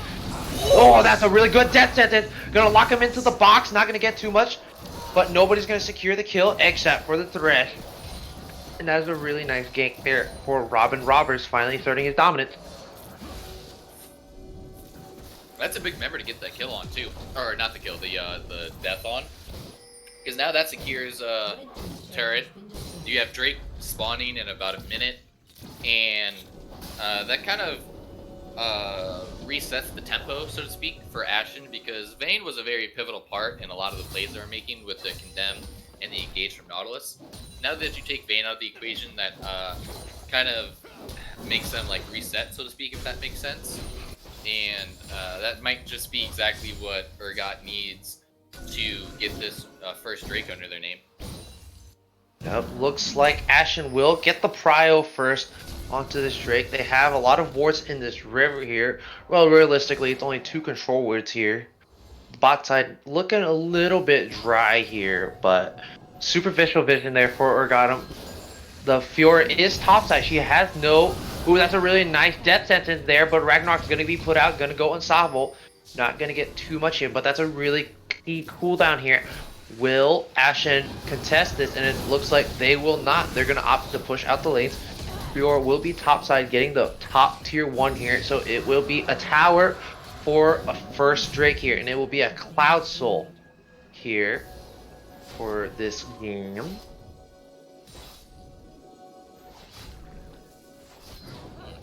Interesting. Ooh, that's a Dreadline onto the Thresh here. Gonna miss the Flay here. He does have the flash, so ooh, that's a really nice condemn. Definitely, Ashen definitely know it's a little bit of a bait, but now he's gonna flash there. Now he knows Olaf is gonna be there. Yeah, you know, I think, I'm gonna be honest with you, I don't know if Painless needed to ult there. I know it looked pretty bad, but I don't think he was in immediate danger to get destroyed. Because he did have the rest of his team at least nearby, and, you know, if he... Ooh, almost got it. If he wouldn't have blown his ult so early, I think they might have actually wanted to contest that Drake. But nonetheless, you know, he stays alive. Graves gonna do a return gank here. Gonna put the red smite onto the Vayne. Vayne's gonna come on dashing around. But oh, that's a really nice 1v1 there. But not gonna be a 1v1, but that's a 2v1 kill there from Manatsu. Gonna get a 2-man stun there with the bear. And Smokey Bear is just gonna run them down here. They're gonna get a bot tier 1 here. While Fiora in the top lane, gonna get the 1v1. Facebreaker coming in. Repose gonna go down. Not gonna get too much else. Gonna hit all the vitals. Haymaker coming down. Wow, that's a lot of damage on the Haymaker there. But she will probably heal back up with the Ravenous Hire. Omnivamp definitely doing work here. And it looks like the game will be going back to an Ashen favored game here. Ooh, top lane here. Showstopper coming down. Oh, no, Haymaker! And he will get the kill there onto Abdullah Aziz. That is 2 times. The Flash Haymaker does the work there for Yasibo. Bro, that is so sexy to watch. To just see Fiora like, yeah, I just outplayed you, and then Yasibo's like, no. Uh-oh. Ooh, that's a death sentence there onto the Annie. Gonna get flayed, gonna flash out. Not much gonna happen here. Is he gonna get the land the chain here? Will land the cute. Oh, the maintenance. Ooh, he's completely here. He's gonna waste it on Distortion. Not gonna get anything else. But that's the end of the line. Not gonna tag her up. And the Annie will get out there alive, only using her flash here. Yeah, that was so unfortunate there by the LeBlanc.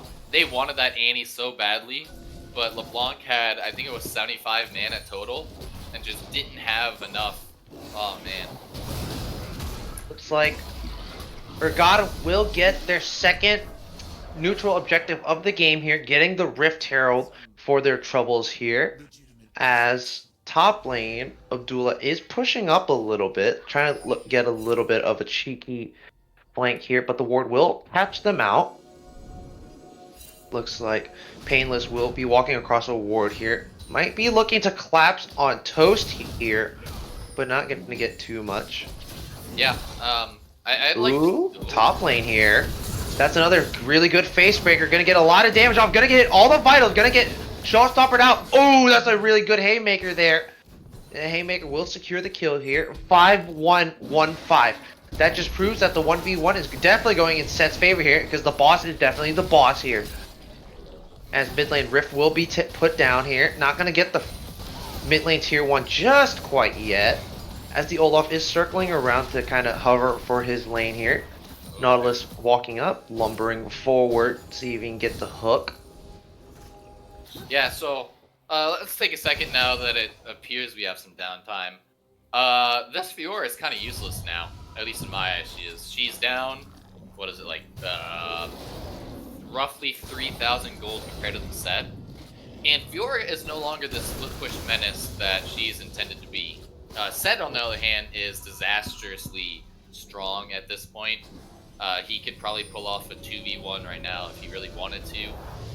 And the only thing that's really going for Ashen is their jungle and bot lane. Mid lane is just like they're helping and doing as much as he can right now. And it's proven to be working. But Ashen has lost all control of the top side, which is not very good because top side is now where a lot of these objectives are going to be spawning at, except for Drake. Because now, ooh, almost got the hook. But nowadays, like, if Fiora TPs into a play, it probably won't mean that much, but if Set TPs into a play, the whole team fight's probably over at that point. Set gets an amazing showstopper and just destroys the whole team. So that's why I was saying, like, I would have liked to see Olaf spend a little bit of attention topside to at least make sure the Fiora would survive, much less, you know, or, yeah, would survive and hopefully win, but that obviously didn't happen. Looks like Yestivo is going to get the first roll here with the first TP here. Level 14 to Abdullah's level 12 right now. So they will get the first prio in this river here. Chain's going to land onto the Nall. Not going to get much. Ragnarok coming in. Wow, that's a lot of damage onto the Kaisa. Kaisa's going to flash right back into the Olaf, but not going to get too much. Facebreaker on 2-3. Riposte they're going to chunk the Set. They're going to kill the Set here. Not going to have enough time to put the Haymaker. LeBlanc's also going to get chunked out by the Van here, but Graves is still up. He does not have flash, but he can dash over. But Fiora's just going to keep him busy. He's just going to go straight in. Lunge is going to go forward. Not going to get the kill here, but he's going to get the 2v1 kill on both carries here for the side of Urgottem, and that will be a 1-for-5 clean 8 here. I guess just screw what I said, right? Caster curse. Wow. Fiora picks up 3 kills. That is massive. And now she's sitting on 2,700. Fiora's back in the game, without a doubt. And now Ashen is on Soul Point. They're going to be picking up Baron here very shortly. And now this game is extremely difficult for Urgottem because your super fed Set just instantly died. Couldn't get a Haymaker off. Barely got his ult off before Vayne just completely destroyed him. And now this game is so much more difficult than what it was a minute and a half ago. Yep, right now, gold lead is about 5k to the side of Ashen here. Fiora is back in the game a bit. The gold lead narrowed down to about 200 between the Set and the Fiora. Those kills definitely very, very crucial. Gonna get her key items in Triforce and Ravenous Hydra, so it's gonna be very, very hard at this point for the Set to kind of kill her, like, in that kind of fashion, you know, with the Flash Haymaker. Ooh, Undertow is going to land. Smite's also going to go in onto the Thresh here. Going to fly, and he's going to fly forward. Get the double stun here. Dreadline's just going to miss. Kaisa, very nice job. Killer Instinct all the way out defensively. And Ashen will get the prio here in the mid lane to get this mid-tier 2 with the Baron Wave. You know, I'm going to be honest with you. I think this game might be over now. Has been destroyed. I don't know. Ooh, bot lane here. Now we're gonna see it 1v1. We saw it 6 times over, but damn, that's a lot of bots, a lot of Haymaker damage. Not gonna get the ult down. They're not gonna put the Grand Challenge down just quite yet. There, Showstopper not coming down either. But man, that's a lot of damage here on the side of the Set. That Haymaker nearly one-shot her. Oh my god. Yep, he is rocking 276 AD right now. That is a lot of damage for the side of the Set here. Since they changed Set, that they amped him up for fighter and nerfed him for tank. So he hits even harder now with these new kind of fighter items. Because he gets beefy as hell and he hits like a truck with all the AD and the healing that you get from Gore Drinker and Titanic Hydra and such. Yeah. I did want to talk about the Annie for a second. You know, she has silently been doing an excellent work, or at least I should he, Manatsu. He's had a lot of really good plays that just went unnoticed because of either Olaf or Vayne outplaying people or whatnot, but he's had, I think, 3 double stuns in a row now. Oh, bot lane. Bot lane here. The 2 top laners going to go into a fight. Riposte not going to get too much. Haymaker come down. Grand Challenge also coming down. Showstopper going to go back in. Going to get a really good shutdown on Justivo. It never fails to amaze me that Fiora's like, yeah, I got 2.5 items now. I'm almost even with Set. I should probably be able to beat him. And then the Set just like, no. Yep, all he has to do is press W. He's like, call an ambulance, but not for me. Yeah. That true damage, not very fun for the Fiora here. Not as tanky as she wants to be. As she's looking to build a Death's Dance next. But the Baron buff has worn off. The Cloud Drake will be up in 1 minute here. Gold lead is about 6,000 for the side of Ashen Soulfire, but it looks like they might look for a bit of a pick here onto the Olaf or the set here, but he's just gonna run back out, gonna get this bot lane prio here as everybody goes for their last backs for possibly the game-ending team fight here at the Soul Drake. Let's look at the map for a second. What do you see that is very good for Ashen? So for Ashen, they just have a ton of top side vision. Absolutely Exactly. nothing on the bot side. Like right now for the bot side, both of these teams, it's pretty much dark for both sides.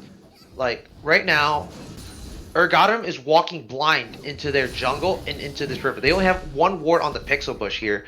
Yep. So right now, both sides will start rotating down towards the Drake here, seeing who gets the first pick. But sadly, both carries will get zoned off a little bit here. Ooh, Death Sense coming out. Not going to get too much here. They know where the Thresh is. But, ooh, top lane here. There's another fight between the Set and the Fiora. Wow, that's a lot of damage with the Vitals here. But the Fiora being very smart, backing out, hitting the Vitals. But Urgottem just giving up the Soul Drake. They gave the Soul Drake, getting a mid-tier 1. That's totally not worth here. But topside here, there's another fight. Misses the Haymaker, listens to the Faith Breaker. And she's going to lunge forward, using the Grand Challenge. Showstopper coming down. Oh, he's not going to get the other Vitals here, but the mid lane here.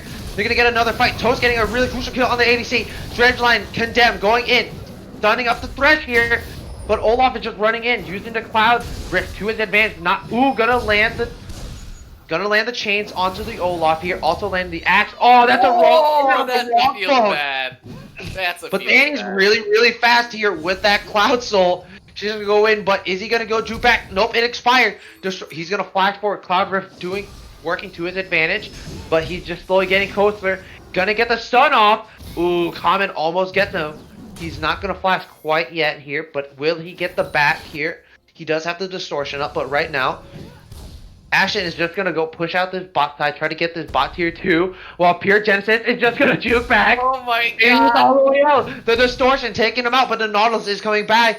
But will he know? He's gonna walk you're into dead, him. you're dead. And he's just gonna get him. Riptide sending him to the deep, deep depths. While Olaf is running around now, he's gonna pull another LeBlanc here. He's just gonna run all the way around the base, and it looks like it won't take as long as last time. No, that was like the great escape right there. It was close, but no dice. Yeah. But it Oh, looks man. like Ashen is pinging the Baron here. The Fiora and the Set both. Ooh, Death Sense is landing onto the Set here. End of the line. What? Death Charge not exactly going onto the Graves here. But Kaiser's gonna get chunked out. Gonna get ran down by the Olaf. They're gonna get a pick. Oh, that's a 3-man into a 3-man core trigger heal. Showstopper gonna go back. Gonna get the Nautilus here. Right, he lived. The healing and the Graves are gonna go straight back in. Gonna get the red smite. But the Vayne is gonna win it out in the end. The Thresh is going to get chunked out. Lunge going forward. Vayne's going to get a double kill in this team fight here. 2 for 2. Jungle and support. Both gone for both sides here. Set is still alive. Does not have cooldown. Does not have flash. She's going to lunge forward. Going to repose. But she's going to get pulled back by this Phase Breaker here. But they're going to get the chunk. Oh my god! The Haymaker's going to get a double kill here for the side of Justivo. And that will be a day for Urgottem Esports Evolve. Dude, what is that? No, my god, tanks are balanced league. Oh my, bro, Vayne's health was literally at full. That Haymaker actually one-shot her. Do you smell what the Set is cooking here? And looks like they're going to be starting up the Baron here. Graves is going to start walking down. Nas and Olaf also walking down here, but it doesn't look like they'll be on time here. They take it a lot slower than you could possibly think here. But, ooh. Is LeBlanc Looks like die? LeBlanc might die here, but she's going to pick up the little juicy fruit here. Uh-oh. But, ooh. Oh! He stole with nothing but an axe. The smite wasn't there. Riz wasn't there. That's crazy. That's insane. That's insane. Bro, you just pulled a freak just now. 100 HP that it was stolen at. And he did it. They didn't secure the Baron. That might have saved the game. That steal might have just saved the game there for Ashen Soulfire here. Bro, you just pulled the biggest freak moment I've ever seen. Man, I don't know, man. I've never witnessed something like that before. Ooh, gonna get the tag here onto the Graves here. Gonna get another one. Use the collateral damage to kind of back out here. Set was there in the wings to get a little bit of, provide a little bit of help, but that's a really key cooldown. Ooh, LeBlanc's gonna go in. Not gonna get too much there. Ooh, that's a very nice killer instinct there. Not gonna get too much, but Fiora's topside. She's become the split push monster that we have seen her meant to be. Oh, the Thresh is gonna get caught out here, gonna get killed by the Vayne, and now it will be a 5v4 for the next 30 seconds. The top lane tower will fall here for the side of Ashen. They're gonna pressure this mid lane here, try to get this tower with the what little Baron buff that they have. It is they have about a minute 30 seconds left still on this Baron. There is no real wave clear here on the side of Urgottem. Ooh, that's a nice dredge line interrupting the distortion there. Gonna pull it out the heal from the Kaisa. They're gonna get the top and the mid inhibitor here.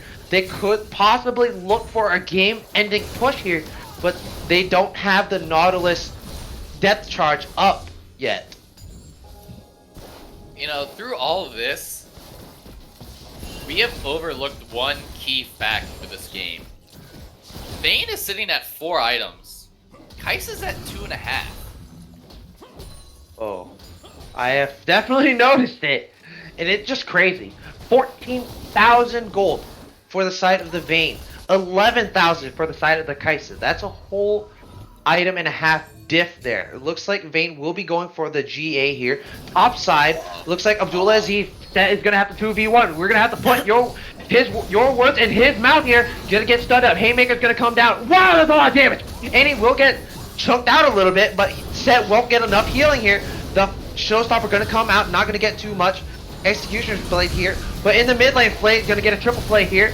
Olaf is gonna be healing a lot. Dredge line coming down onto the Vayne, LeBlanc here. LeBlanc's gonna flash out, gonna get whacked down by the Viking. Oh, that's a really weird dredge line, but it's gonna land nonetheless onto the Graves. Graves is gonna try to dash out as fast as he can, but he's gonna dash out, gonna get hit with another dredge line, and Andy will secure the last kill here for a clean 8 in the game-winning push here for Ashen Soulfire.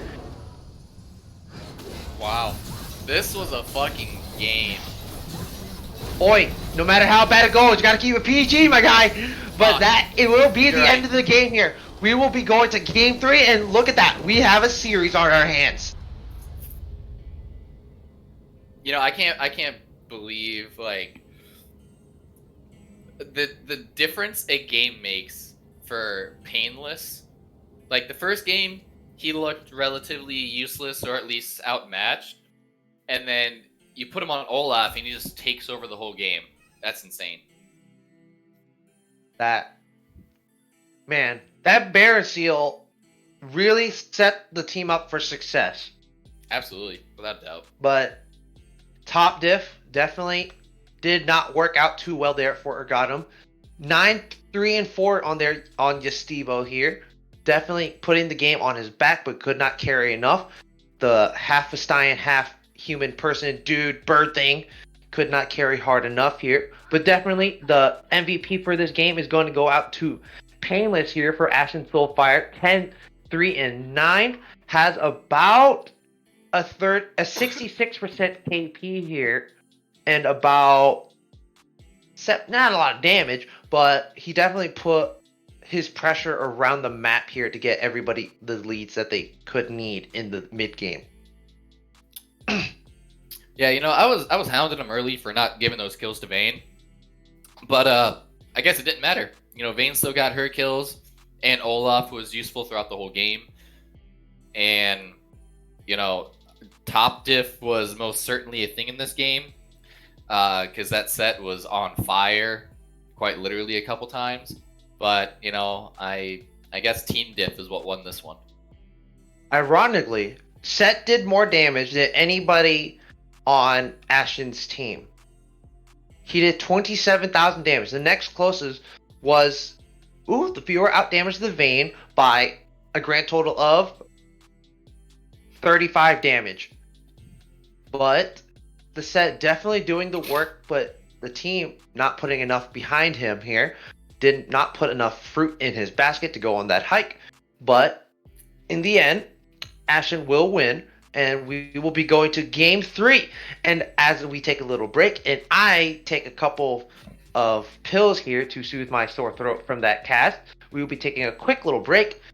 And as we come back, we'll be getting into game 3 draft of this best of 5 between Urgottem Esports Evolved and Ashen Soulfire. So don't leave.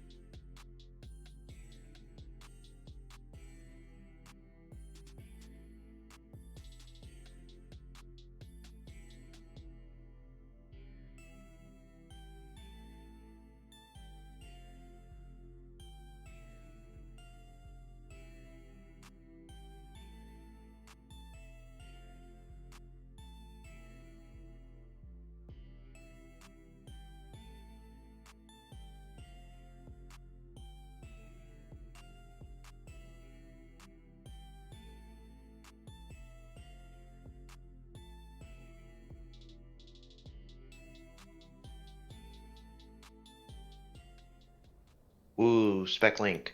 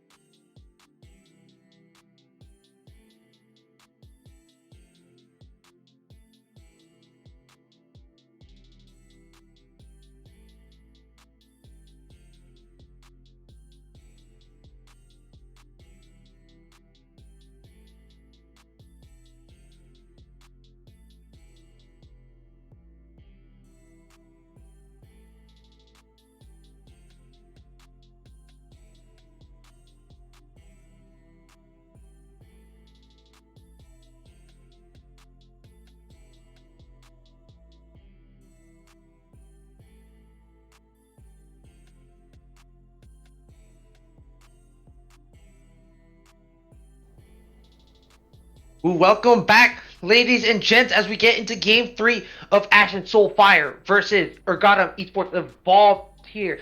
That was such a banger of a Game 2 there. Wouldn't you agree, BBR?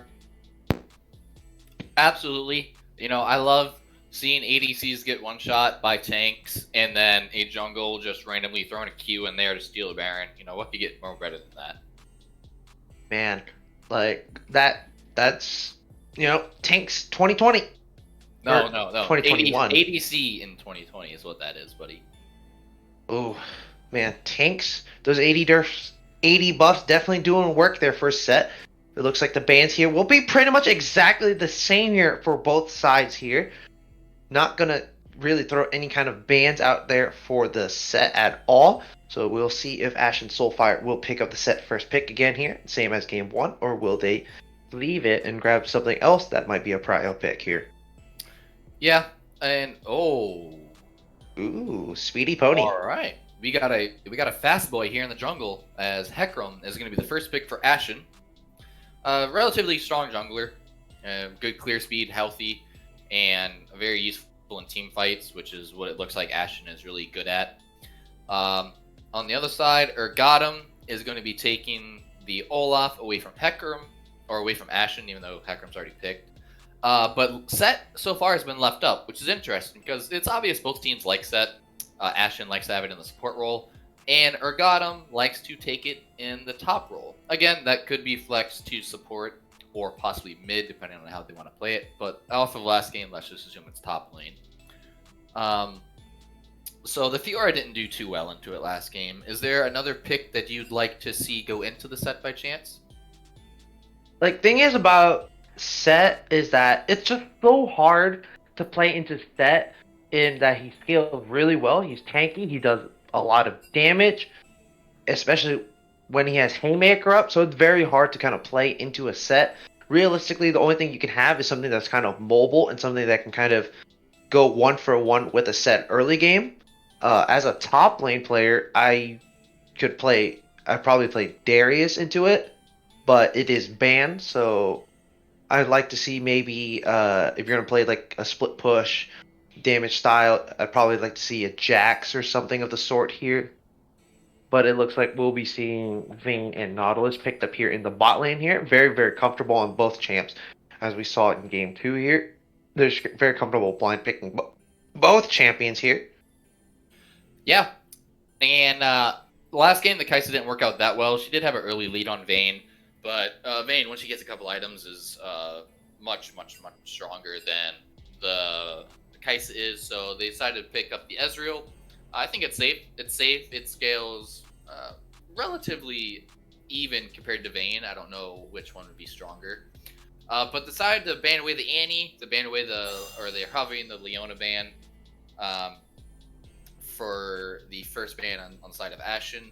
But based off the team comp so far, we still have mid and top open for Ashen, whereas we have mid and support open for Urgottem. What AD or what support would you like to see paired alongside Ezreal to maybe hinder this Vayne as long as possible? So the Nautilus grab is very, very nice, being Nautilus is a counter into Vayne. The death charge, being point and click, so you can't really dodge it for the Vayne here. So I'd like to see some kind of like point click CC or AoE CC that's easy to land onto the Vayne to lock her down. So maybe like Thresh isn't too bad here. I'd maybe like to see something like a Seraphine or yeah, I can't really think of anything else at the moment. But it's really hard to lock a Vayne down. You just need some kind of CC that's very, very straightforward, that you just kind of hit onto the Vayne and lock her down long enough that your team can kill her. And Zyra is definitely one of those really, really good examples here, being a massive cock block to skill shots as Nautilus, and her E can go through pretty much everything and lock down whomever is in the backline very easily with its range and kind of go threeness, if I had to say a word. I gotcha. I understand. So let me throw an idea at you.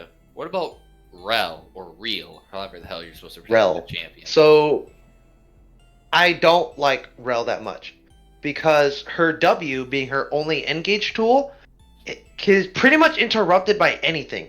Within the 1 second cast time it takes to go down, if you interrupt it with any sort of CC or displacement, and within that second, it will pretty much cancel out the whole entire thing, and you're just going to be one very, very slow walking duck.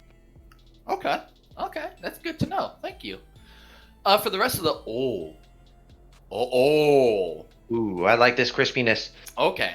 Syndra, Fizz. Yeah, we got the team comps locked in. On the side of Ashen, we got the Hecarim, or let's start from top to bottom. We got Renekton in the top lane, we have Hecarim in the jungle, we have Syndra in the mid lane, Vayne and Nautilus bot. On the side of Urgottem, looks like we're going to be having Set, Olaf, Fizz, Ezreal, Zyra. So mid lane is going to be uber volatile. Syndra has a lot of good poke, a lot of good disengage for the Fizz. But if Fizz is able to dodge the one ability that can mess with him, I think Syndra's dead. Like, I don't see a world unless she takes like barrier, cleanse maybe. I don't know. There isn't really a good way to survive against Fizz. And in the top lane, you know, we saw how well Set did last game. Against Renekton, I think it might be a little bit better. Renekton has more CC and innate sustain with his Q. But I want to focus on the bot lane, because last game we saw Vayne Nautilus do extremely well. Not so great early, but you know, late game Vayne just destroyed everything. And this time they're against the Ezreal Zyra. With how pokey Ezreal and Zyra can be, do you think this lane will go better or worse for them? So it's gonna be very, very hard. Being, you know, Nautilus and Vayne are kind of two opposite champions. One wants to go really, really aggressive early, while the other one wants to scale up and get their items as fast as possible. Unless the Nautilus can kind of time his dredge lines with the Hecarim ganks, then yes, they'll probably get a kill and get ahead. But the Zyra Ezreal are both very, very safe champions. It's going to be very hard for them to engage. Renekton Set. Renekton is a counter, sort of, to Set, in that the Slice and Dice can dodge the Haymaker if you save it in time. And Syndra Fizz is a counter into Syndra, being that the Playful Trickster is annoying and it's untargetable, so he can just kind of stay up there prolonged in the air and wait for the Scatter the Weak to come out. So looking at both sides, like, it's just so interesting to look at how both these team comps are going to play out here in their lanes. Yeah, and another side note for the Renekton, you know, Empower W would break the Set Haymaker's shield. So if Set gets low and thinks, hey, I can win this with a nice Haymaker and a couple autos, Renekton's like, nah, dog, you're not gonna win that. I'm just gonna Power W and make sure you die. So Yasibo needs to be very smart and calculated with his ability uses and whatnot to make sure he can get the most out of his life and the most out of his shielding. Yep, we're gonna have to see where these junglers put their resources in. Rob and Robert on the Olaf here. Very, very strong early, very enabling. We're gonna have to see if he plays into the effect that Painless did in game 2. Painless on Hecarim here.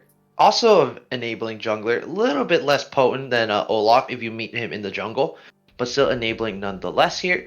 So we're going to have to see how each of these lanes go as we wait for this little cooldown here and the spectator lane to whiz down. As we wait for that, we'll be going on another very quick break as we wait to get back onto the Rift with Game 3 between these two teams.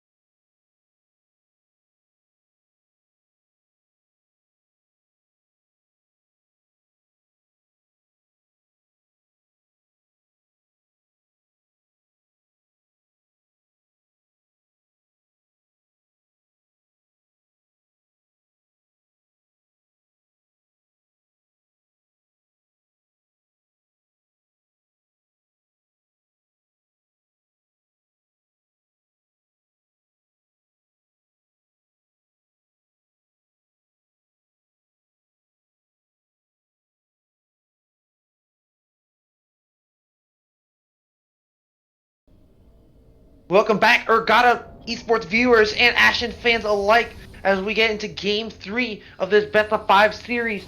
If you were not here for that Game 2 of a banger, it was really, really good. Take my word for it.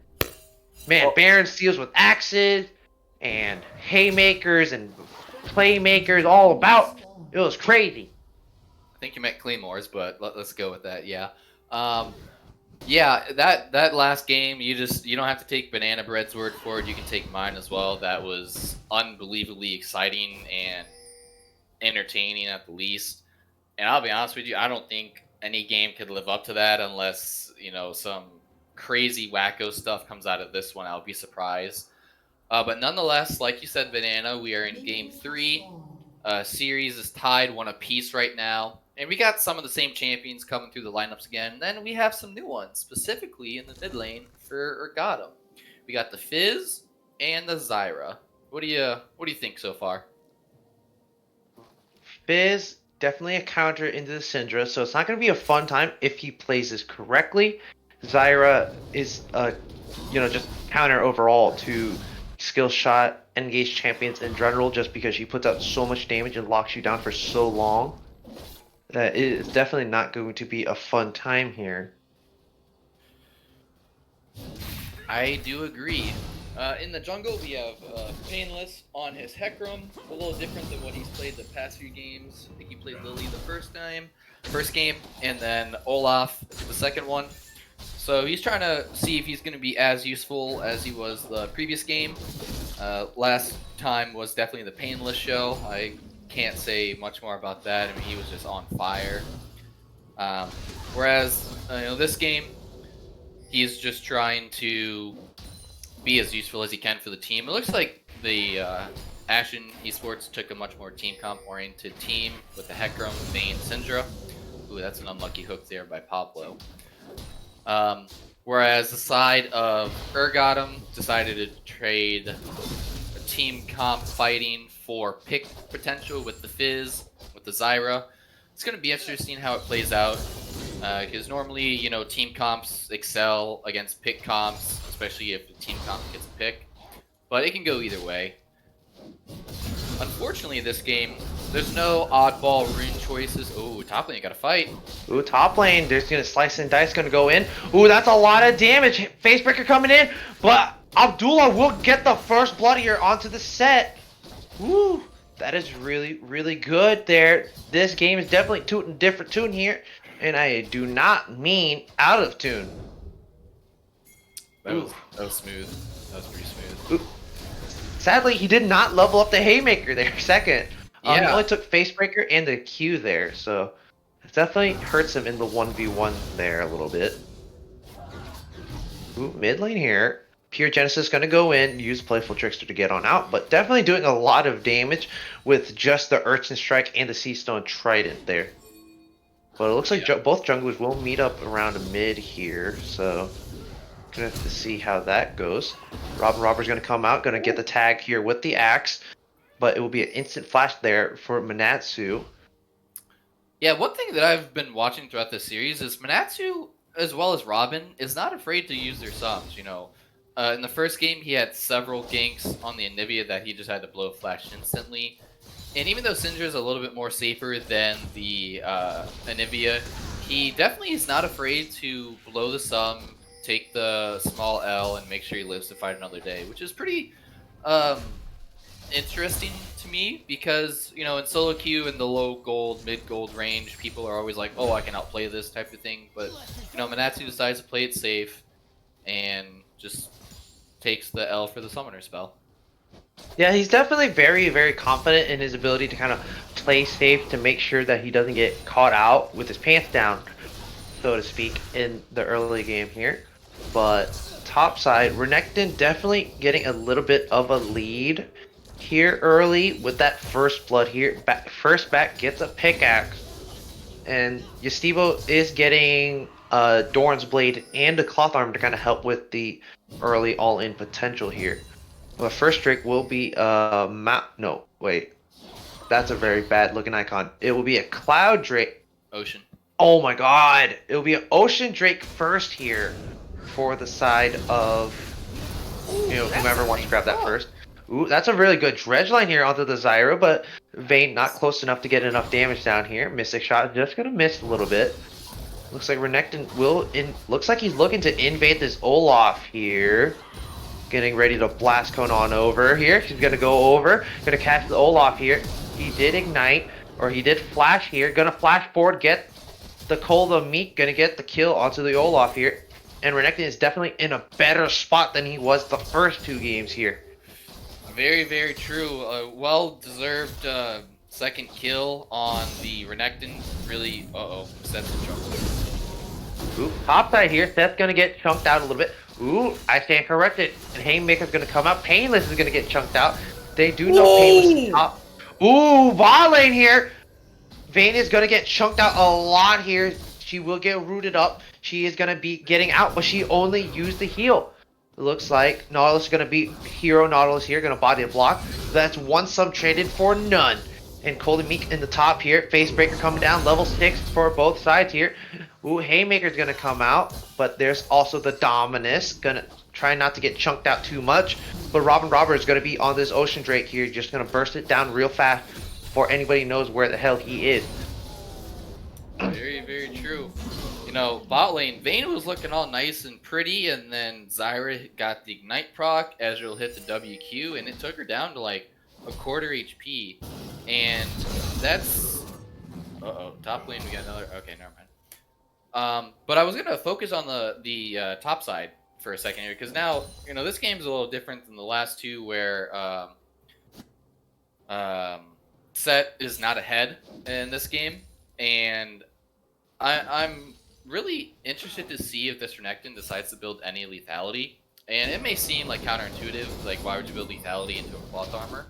But with how far ahead Renekton is currently, I mean, he is sitting at like 800 gold lead right now on the set. A small like serrated dirt could go a long way to make sure his burst is that much. Ooh, there is the onslaught of shadows in the top side. Haymaker's gonna come out, gonna suplex him. Ooh, that's a really nice face breaker there. That's gonna be a 5-4. Gonna get the kill onto the Renekton here. Gonna get a good chunk of gold here. Hecarim is a little bit low on mana, just gonna back on out there, and that's a really nice return kill for the set here. Bro, I tell you, this set is so good. There's a TP. Ooh, it's gonna TP top here. Not gonna get too much. Just gonna catch the wave. We'll get the cannon, of course. Ooh, get most of the wave there. Can't let those cannons go, bro. They're worth so much. Absolutely here. But for now, yeah. So Renekton decided to go the armor boots and another longsword, so he's not going the lethality option that I mentioned. Not a bad thing, just a little thought that since you're ahead, you might want to try to push your lead even further. Nonetheless, though, during all that scuffle, Robin was able to pick up the first Drake, get that Ocean. Healing regeneration ticking for them. Doesn't really mean that much, but a little bit here and there might make a difference at some point in time. But secretly, Pure Genesis is getting a nice CS lead for himself. ooh, topside here. That's a face breaker into the full blue wave here. Dominus is going to be proc. There is no showstopper here, but the Haymaker is going to come down really big here. But you wait for the cooldown though. I'll call the Meek going to get him down. But it looks like Olaf is going to be here to try to get the kill. Not going to quite land it yet, but Natsu's going to TP topside to help his top laner here. Ooh, but that's the Ragnarok coming down. Natsu's going to flash, going to get the unleashed power here. Not going to get the next one here. But who's going to get the kill? And that will be another kill to Abdullah Aziz here in the top lane on this Renekton. Yep. That was almost a bad TP by Manatsu. Nearly got killed for it. But luckily this Olaf ult ran out just in time. He didn't have flash. And... Ooh, bot lane here. Dredge lane going on to Ezreal. Puts the True Shot Barrage in the opposite direction where he probably wanted to go. But definitely a cooldown to get out of the way here before you quite all in. But it looks like Fizz will start roaming in the bot side here. Hecarim is bot side. They do catch him out on that cheeky little control ward here. So Olaf will also be coming down to try to catch Olaf. yeah.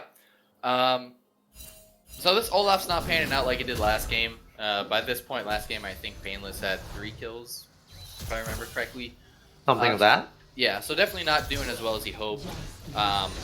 But still, like, Olaf doesn't necessarily need to be super far ahead. It does help a lot, but his usefulness is getting to the back line, and this back line with the Syndra and Vayne are going to be exposed because a lot of their team is about going in, right? You have a Hecarim that just wants to ult in, you have a Nautilus that wants to ult someone.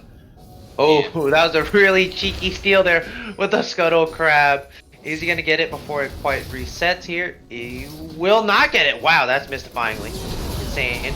But looks like, ooh, that's a nice slice and dice going in. But that's a haymaker across the board here on 2.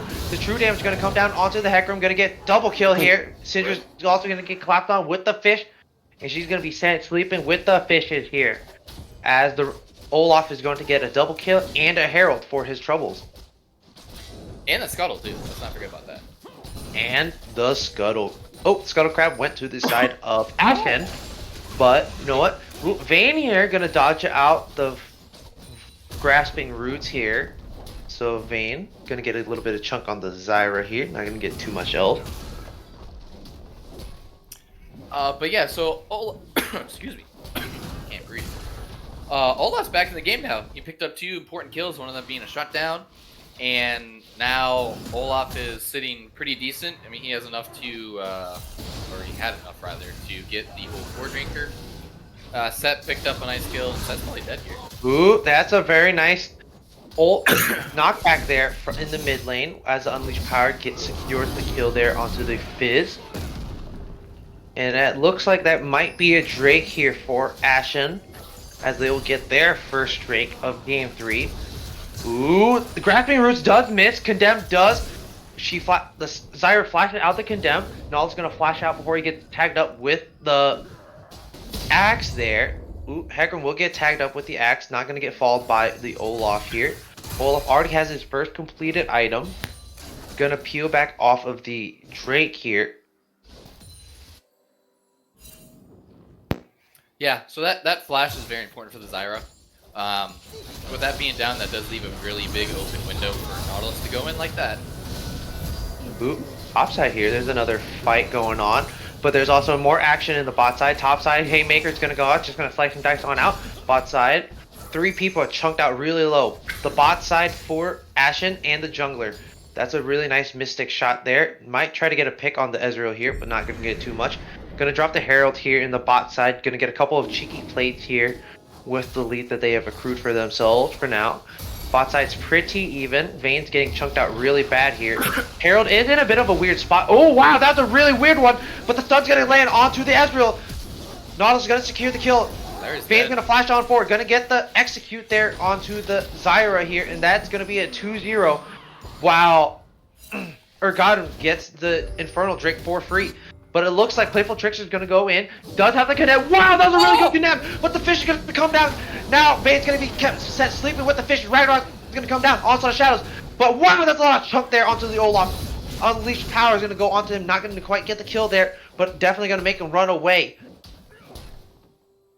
Yeah, that Vayne nearly outplayed the Fizz just now. That was pretty nice. Ooh, top side here. Haymaker coming out a little bit early here with the Iron Spike Whip. But ooh, he's gonna slice and dice back in, but he's not gonna get too much. Have to use the Dominus so he doesn't get chunked out too much.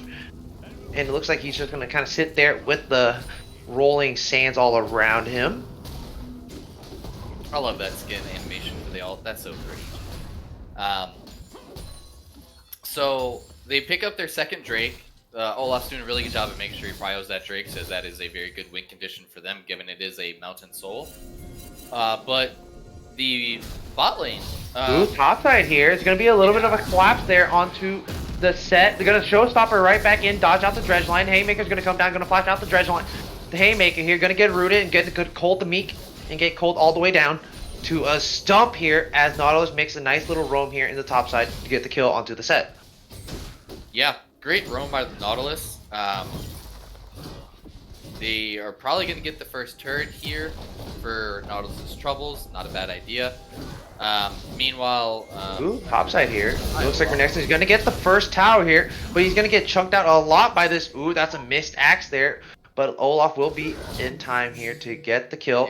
damages. as he could get. He's on a killing spree now. 3, 2, 1. Not quite as potent as Painless, but Painless ain't getting too much around on the map here. Not very tanky at all as he's building for a Triforce. Ooh, he's gonna get hit with the fish, and it looks like he might die here. Does not have the Onslaught of Shadows.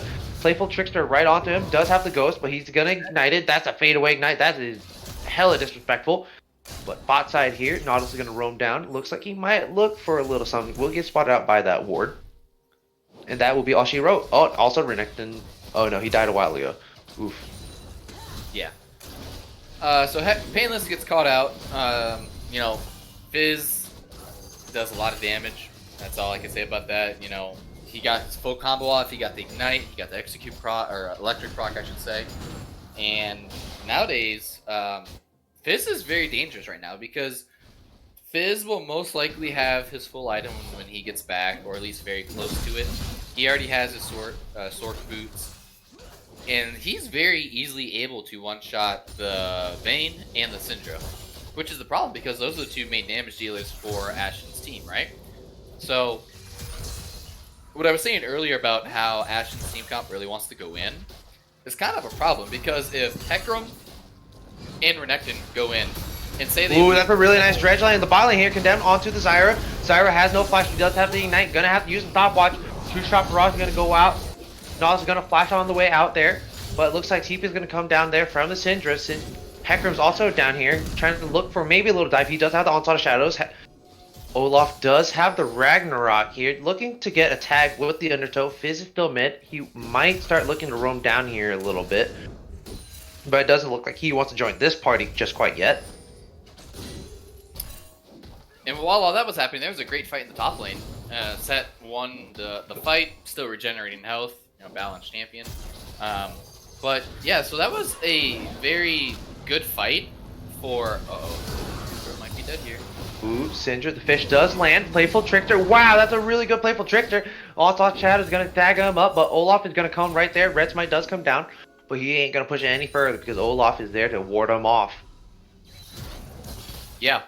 What I was saying earlier about Fizz just one-shotting people, that's exactly what I mean. You know, he lands the ult, and they're just pretty much dead at this point. Uh-oh, Nautilus is screwed. Ooh, Olaf is going to dive here onto the Nautilus.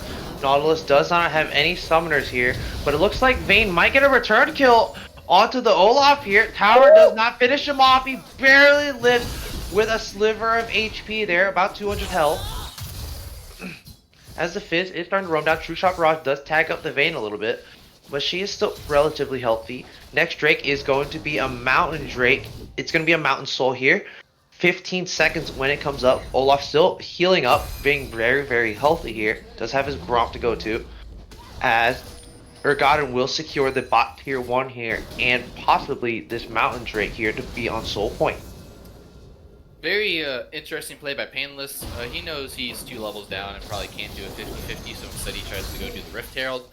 I like the play. You at least gotta trade something without giving up the Ocean Drake, so very intelligent by him. But that leaves a big problem where you're now down in levels, you are at Soul Point for the enemy team, and now you have to risk a 50-50 possibly getting Soul. So maybe not the best move on their part, but you know, nonetheless, it works out. They get at least something in return for it. But now, on the side of Ashen, you have to be very careful, because Mountain Soul is very detrimental to them, because you know, their whole team idea is just burst someone out with Renekton and Syndra and let Vayne free fire in the back. And if you can't do that because of a Mountain Shield, that leaves a lot of problems. Yep, as we look at this game state right now, the gold lead in the top lane is relatively marginal, 1300 to the side of the Renekton. Jungle is pretty crazy here, as it's about a little bit under... It's about 1900 gold to the Olaf here, so it's about 2 item components there for him. Mid lane is about 2200 for the side of the Fizz here. You know, Fizz being 4-1, one-shot, and pretty much anything. All he has to have is about an item and a half, and he'll just destroy anybody on this map at this point, including the Renekton and the Hecarim, as they both aren't very tanky at the moment. Vayne has about a 500 gold lead onto the Ezreal here, but ooh, there's a death charge coming in. Trying to slice and dice. Dredgeline going in onto this Vayne, but that's a double flash there. Gonna get the kill there onto the Ezreal, but that's a TP there from Yasibo. He does have the showstopper. Gonna be a very nice showstopper. Haymaker come down onto 4, but he's gonna get Dredgeline straight back in. Gonna get the execute onto him, but that's a chilling smite onto the Nautilus there, but Olaf is gonna go right back in. Just gonna kill everybody here. Nobody can kill him. He's gonna walk back in, not gonna get the undertow, but Fizz does have the fish. No, he does not. He one-shotted somebody there onto the sidelines. Oh, he one-shotted Syndra in the bot lane there with the fish. Just a dive there, and that's just not cool. It's really not. Like, I feel bad for Manatsu because his Syndra is like so good, but the one thing that those type of champions really suck against is all-in assassins like Fizz. So it's very unfortunate that he has to endure this kind of punishment for picking Syndra and not banning Fizz. Because now Fizz 5-1-0 is going to have a Lichbane very shortly, and that's scary. Like, like I said, I feel bad for Syndra, but imagine Vayne just like not being able to be in a fight because you just get destroyed. Like, it's not cool. Or balanced. Yeah, there's so much backline. Oh, they're gonna dive the Ezreal here as he's gonna get chunked out by the Vayne. Vayne's gonna secure the kill here. Rift Herald's gonna get dropped mid here. A little bit premature, but they will kill the Herald before it gets another charge here. Don't worry, I know all about premature. Anyway, so what? Too early. Trust me. Anyway, I know about being too early. Let me shift the gear, reverse real quick. Set is 1-4-3. Definitely doing a little bit worse for wear here in this game 3 here. Gold lead is about 2.8k to the side of Urgottem here. They're on soul point 2-2 in towers though. So for now, we have to see where this next soul fight takes us. The Drake will be up in about a minute here. As the Renekton is bot, gonna meet the Fizz. Let's see if the Fizz goes in here on the Renekton. Let's see if he's confident enough to kill the Renekton here. Ooh, he's gonna go in with the Urchin Strike. Gonna put the fish on him. That's a dominance. Gonna flash on out, dodge the Onslaught of Shadows here, and that will be all she wrote. I'll be honest, I didn't even see the ult land. I didn't even see the ult go off. But nonetheless, that is a very important member for Ashen to be chunked out. Luckily, he does have TP. Ooh. But, ooh, that's a very gutsy looking arcane shift there. Gonna chunk out the Hecarim to half health here. He is gonna be backing at a little bit of a weird time. Does not have the ghost. He might not get here fast enough, honestly. Does not have the Onslaught of Shadows either, so he's not gonna have any way to get into this pit without walking through the front door. But it looks like Nautilus will get picked off. Wow, that was a really nice axe there from the Olaf. The stun is going to miss. Dredgeline also going to miss. But it looks like they might be chunking the Olaf here. Olaf getting chunked down really low, but the Fizz is going to go in, chunk out, kill the Nautilus here. That's a really nice scatter of the week. Going to get it onto 2 of the carries. Set will TP, or he will walk down. Going to get stunned up, not going to do too much. But it looks like that will be a secure of the soul here for Urgottem Esports. you gotta try something, Painless. You gotta try something. Looks like he's gonna try to walk through the front door here, but the set still has the showstopper. Not gonna get too much here. It is getting low. Man, Fizz does way too much damage. He's gonna go in, gonna get the execute onto the Hecarim here. 0-3-4. It looks like they might transition this to the Baron. Hecarim will not be up in 30 seconds. But somehow they have to maybe try to fight this. They can't give this up. Soul, Drake, and the Baron. That's going to be crazy. The push, not going to be good for them right here. Not only is the... Uh-oh. Don't do it to him. Ooh, Fizz going to go... Wow! That's a lot of damage! Urchin Strike, Lich, Bane Proc, and the Seastone Trident. Just going to oof them to the nth realm, man. That's not cool. Zyra here on the wings, gonna put down a little bit of vision, but now they cannot contest this at all here. But that's a nice scatter of the week, gonna stun her up, break the barrier there from the Mountain Soul. Not gonna get too much, and that'll be a Baron secured, and a 5.5k gold lead for the side of Urgottem Esports. Yeah, and I think this game might be over too. Fizz didn't even have to use his ult and just destroyed the Vayne and 2 abilities and an auto attack, which is very fun. But nonetheless, I don't really know what they can do on the side of Ashen to protect their damage carries in Cinder and Vayne. Because they picked an ADC that likes to peel, and the rest of the team they picked to go in. With that being said, the Renekton shines beautifully. That's a great scatter. That's a very nice little stun there, but two-shot barrage only going to tag up the Nautilus there. Ghost's going to be popped for the Hecarim. Going to get tagged up a lot by the axes there. You're going to get chunked out really hard. Not going to look too much for an engage here. Fizz is going to be matched by the Renekton in the bot lane here. But there is no wave kill, but that's a very good dredge line onto the Olaf here. That's the Strangle Thorns coming out. But man, Fizz, he's just one-shotting everybody left and right. Just going to blow up the second, third tankiest member on the team here. And it looks like now it just blows the game wide open. Just going to transition this into the bot lane. Going to get a bot lane inhibitor. Going to get the mid lane inhibitor. And it looks like this might be the game-winning push here. If Ashen don't do anything here, they're just going to get poked out by the Zyra and the Ezreal here.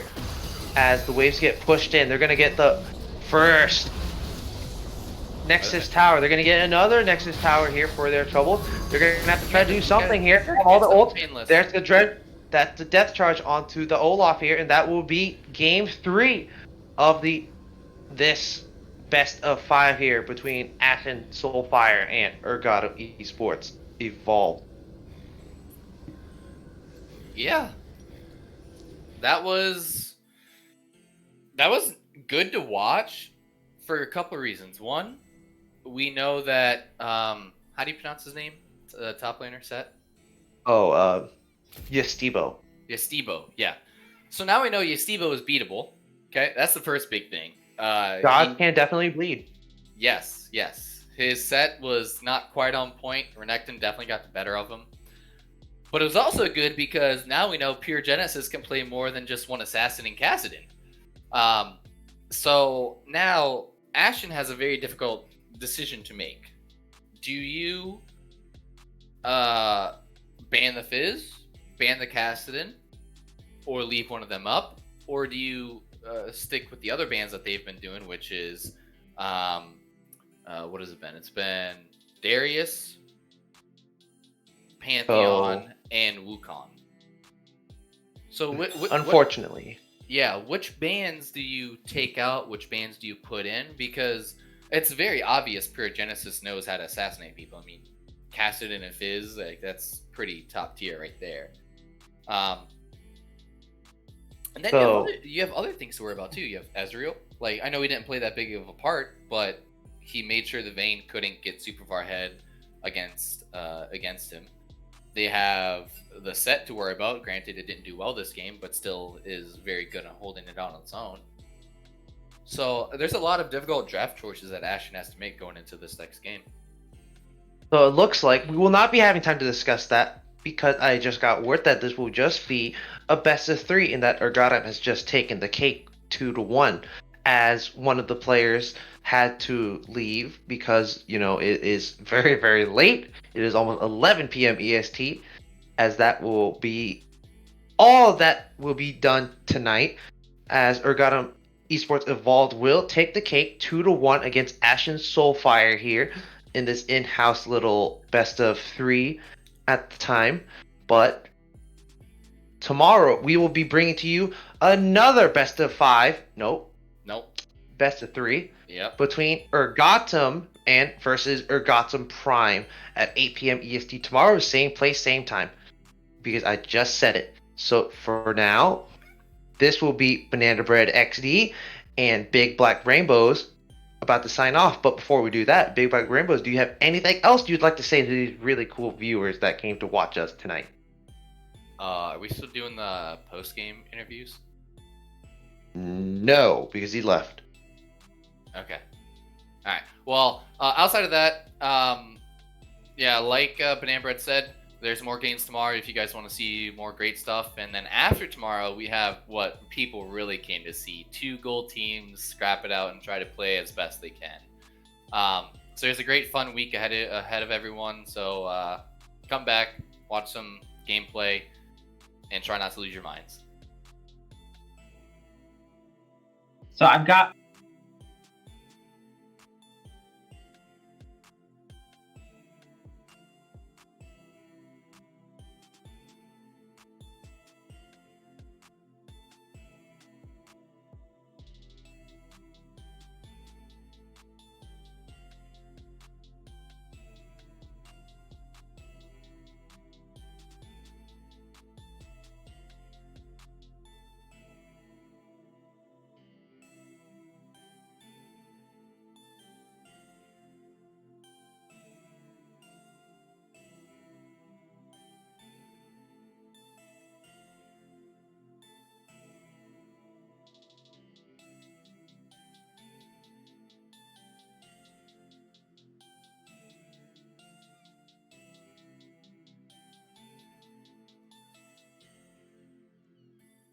Didn't hear you. I'll just add them real quick.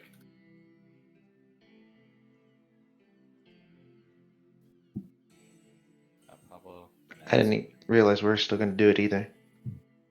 Toast. Oh Yeah, my there's god. Pain. Yo, what's up, guys? So, I gotta say, that was exciting to watch, especially game 2. Painless, first question for you. What crack are you on, dude? My parents are visiting, so played too bad. They're Ah, gonna occasionally look over, you know. a holiday parent visit. Yep. You have to show them that you're crack at League of Legends, or they're gonna make you quit. Uh-huh. But on a serious note, that game 2 Olaf, that was unbelievable to watch. What was just like after the game 1? What was going through your mind, and what really changed to make you so impactful and So the big thing is that I think the first game we played for more scaling. I think that playing the Lily as a champion I'm comfortable on, but I don't really have a lot of impact early. Like it's really hard for me to impact the game early on with Lilia, and so the Kindred kind of took advantage of that, got a lot of free marks, and then once she got ahead of me on like just overall power, like it was kind of over for me. Like you saw like late game, she was just flashing over walls to kill me. Wasn't able to be punished, so I was pretty sad about that. So I basically went into game 2 and I was just like, I think I just play something with more early pressure, like Olaf Hecarim. Okay. Next So- question. Oh, you go ahead, Pablo. Go ahead. What? I didn't say anything. No, that was me, dog. Oh, my You bad. go. ahead, Banana. I don't. I kind of forgot what I was gonna say. You go, bro. All right, Pablo. I gotta throw you a question. What's up? Set the first game didn't quite work out too well, but your Nautilus is on point.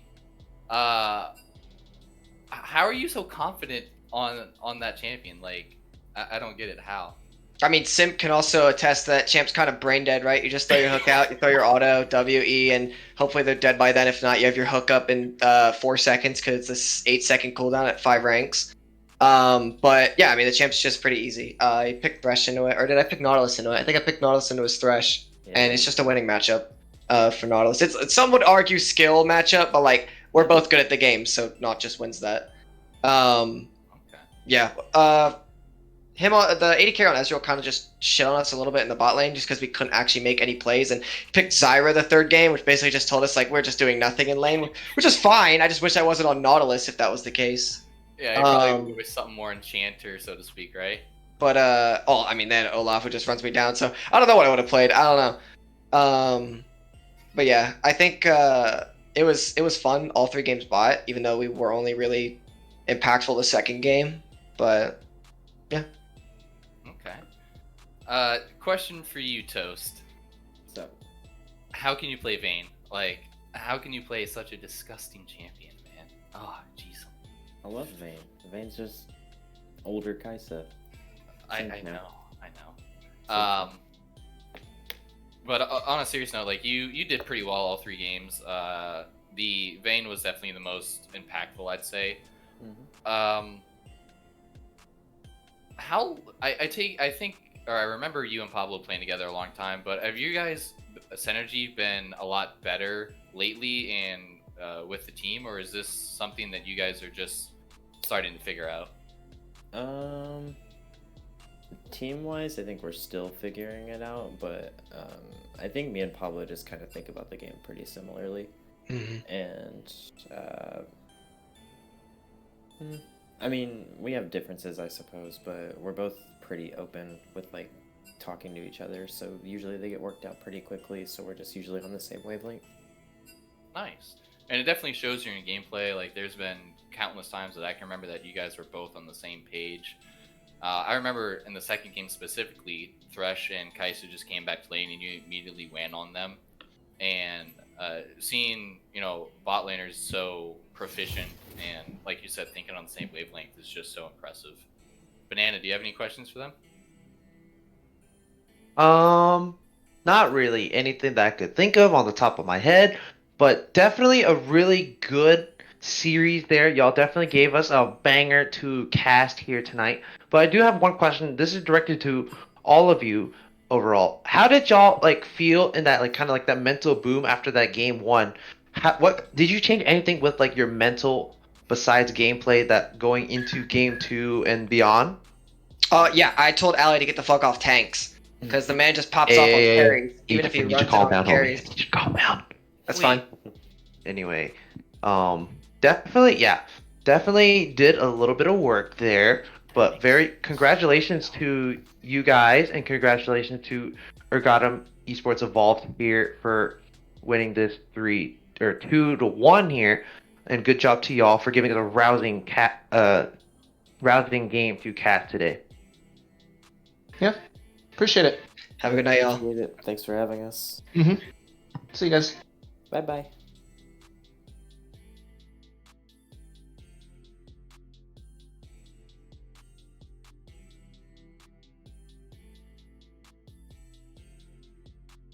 Have perms. Oh my god, I'm an idiot. Okay. Yeah, you have to give him perms. He has to leave and come back then. There we go. Leave and come back. All right, hold there. Simp for women. The man I wanted to talk to. That's it. First of all, you're a terrible human being for playing Zyra support. Second As of all, I am. I play what I've told you. I'm a man on a mission. You're a man on a mission. Boom. Mission accomplished. We get next one. Anyway, for playing all three of these games, you know, you got put on Nautilus first game, Thresh the second game, and Zyra the third game. You definitely have a smorgasbord. You have a really good. Oh yeah, I got pool the there. champion ocean. You got the sauce, dude. Not the juice. You got the sauce. Nah, you got sauce the lasts Bill forever. Dipperly in there, man. Bill Dipperly. Sauce lasts forever in the fridge. So how did you feel when they told you to kind of run all these weird champions into each lane? Was that your discretion, or did they just kind of tell you to pick these champions into the lane and to kind of help your ADC not to die in int? Well, you see, I'm in pick ban. They say, hey, Zyra looks good here. And I say, yeah, Zyra does look good here. Pick Zyra. And that's how it works. I like that mentality. What Send made it. Zyra look good? I'm just curious. Well, you see, let me look at the pro draft real quick, okay? So you got like Renekton, Nautilus, Hecarim, right? 3 champs, they just want to go in. Zyra, you go in, you get kind of cucked. So True. just don't go in. Forehead. Okay, that's fair. Let me get your thought process for a second. So you mentioned Renekton, Hecarim, Nautilus that want to go in. Yeah. Do you think Vayne is a good pick for that? Because when I think about it, For like, teams that want to go in. yeah, because Vayne doesn't really want to go in that much. No, I'd rather have something like Kai'Sa there. Okay. That makes sense. Yeah, because we were talking about a lot on the cast, and there were several times that I mentioned, like, with the team going in and Vayne not having any protection for a god-awfully fed Fizz. Yeah, that if it- like Fizz or Olaf or Zyra just get on her, she's just dead. Gotcha. So, since I assume you guys were in comms, right? Always. All right. What's going on with Robin? Like, why doesn't he play the Rek'Sai? Come on. You know, I don't know, man. Guy's just another breed. He is not built differently. He's not built differently. You're saying he's born different. He, I don't know, man. I don't know if you can say that, but yeah. Because after watching the 1v1 tourney, I was so looking forward to seeing his Rek'Sai and his Rek'Sai's cracked, man. He's. I mean, his dealer just probably didn't come through today, so he couldn't play it. I gotcha. He needs the crack to play Rek'Sai. Yeah. Yeah. But he played the Kindred the first game, and like Painless was saying, just like flashed on him and gave him nightmares. Is he very, I got the inclination that he's not hesitant on summoner spells. Is that with all you guys? Like, are you guys just like summoner spell happy, trying to do as much as you can? Hell yeah, man. Cooldowns are a resource. Use them. Okay. Cool. Well, Banana, do you have any last questions for Mr. Actually, I have a very important question for you. What's up, baby? What women are you simping for? All of them. Okay. He doesn't discriminate, dude. Right. Especially your wife. Jesus Christ.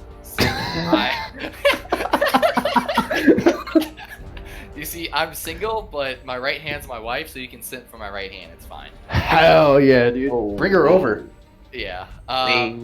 Yeah. So, Banana Bread, do you have any last questions for? Hey, man, that's pretty sus, but I'll leave it at that, dude. But congratulations, dude, on the 2-1 win here. Sadly, somebody on your team had to go, but congratulations for the 2-1. Thanks for giving us a rousing game to cast today, and we'll be seeing you later, man. Hell yeah! I just wanna shout out 2 people that helped me win today. Their names are Nicotine and Adderall. I love them. Hell yeah, dude. Yo, drugs. Remember, kids. Hell yeah. Remember, kids. If you're below 18, don't do drugs. If you're over 18, you can do them. Don't worry. Just don't get caught. We're going to hell. True. Anyway, before everyone heads out tonight, I'd just like to say thank you. Well, this is John Morris here. I'd just like to say thank you for everyone for tuning in tonight. And we hope to see you tomorrow with Urgottem Prime versus Urgottem back here at 8 p.m. Eastern as our Urgottem Esports training week continues. Thank you. Yeah, y'all. That was the owner of the server. Put some respect on his name. We'll be seeing y'all later tomorrow. Peace.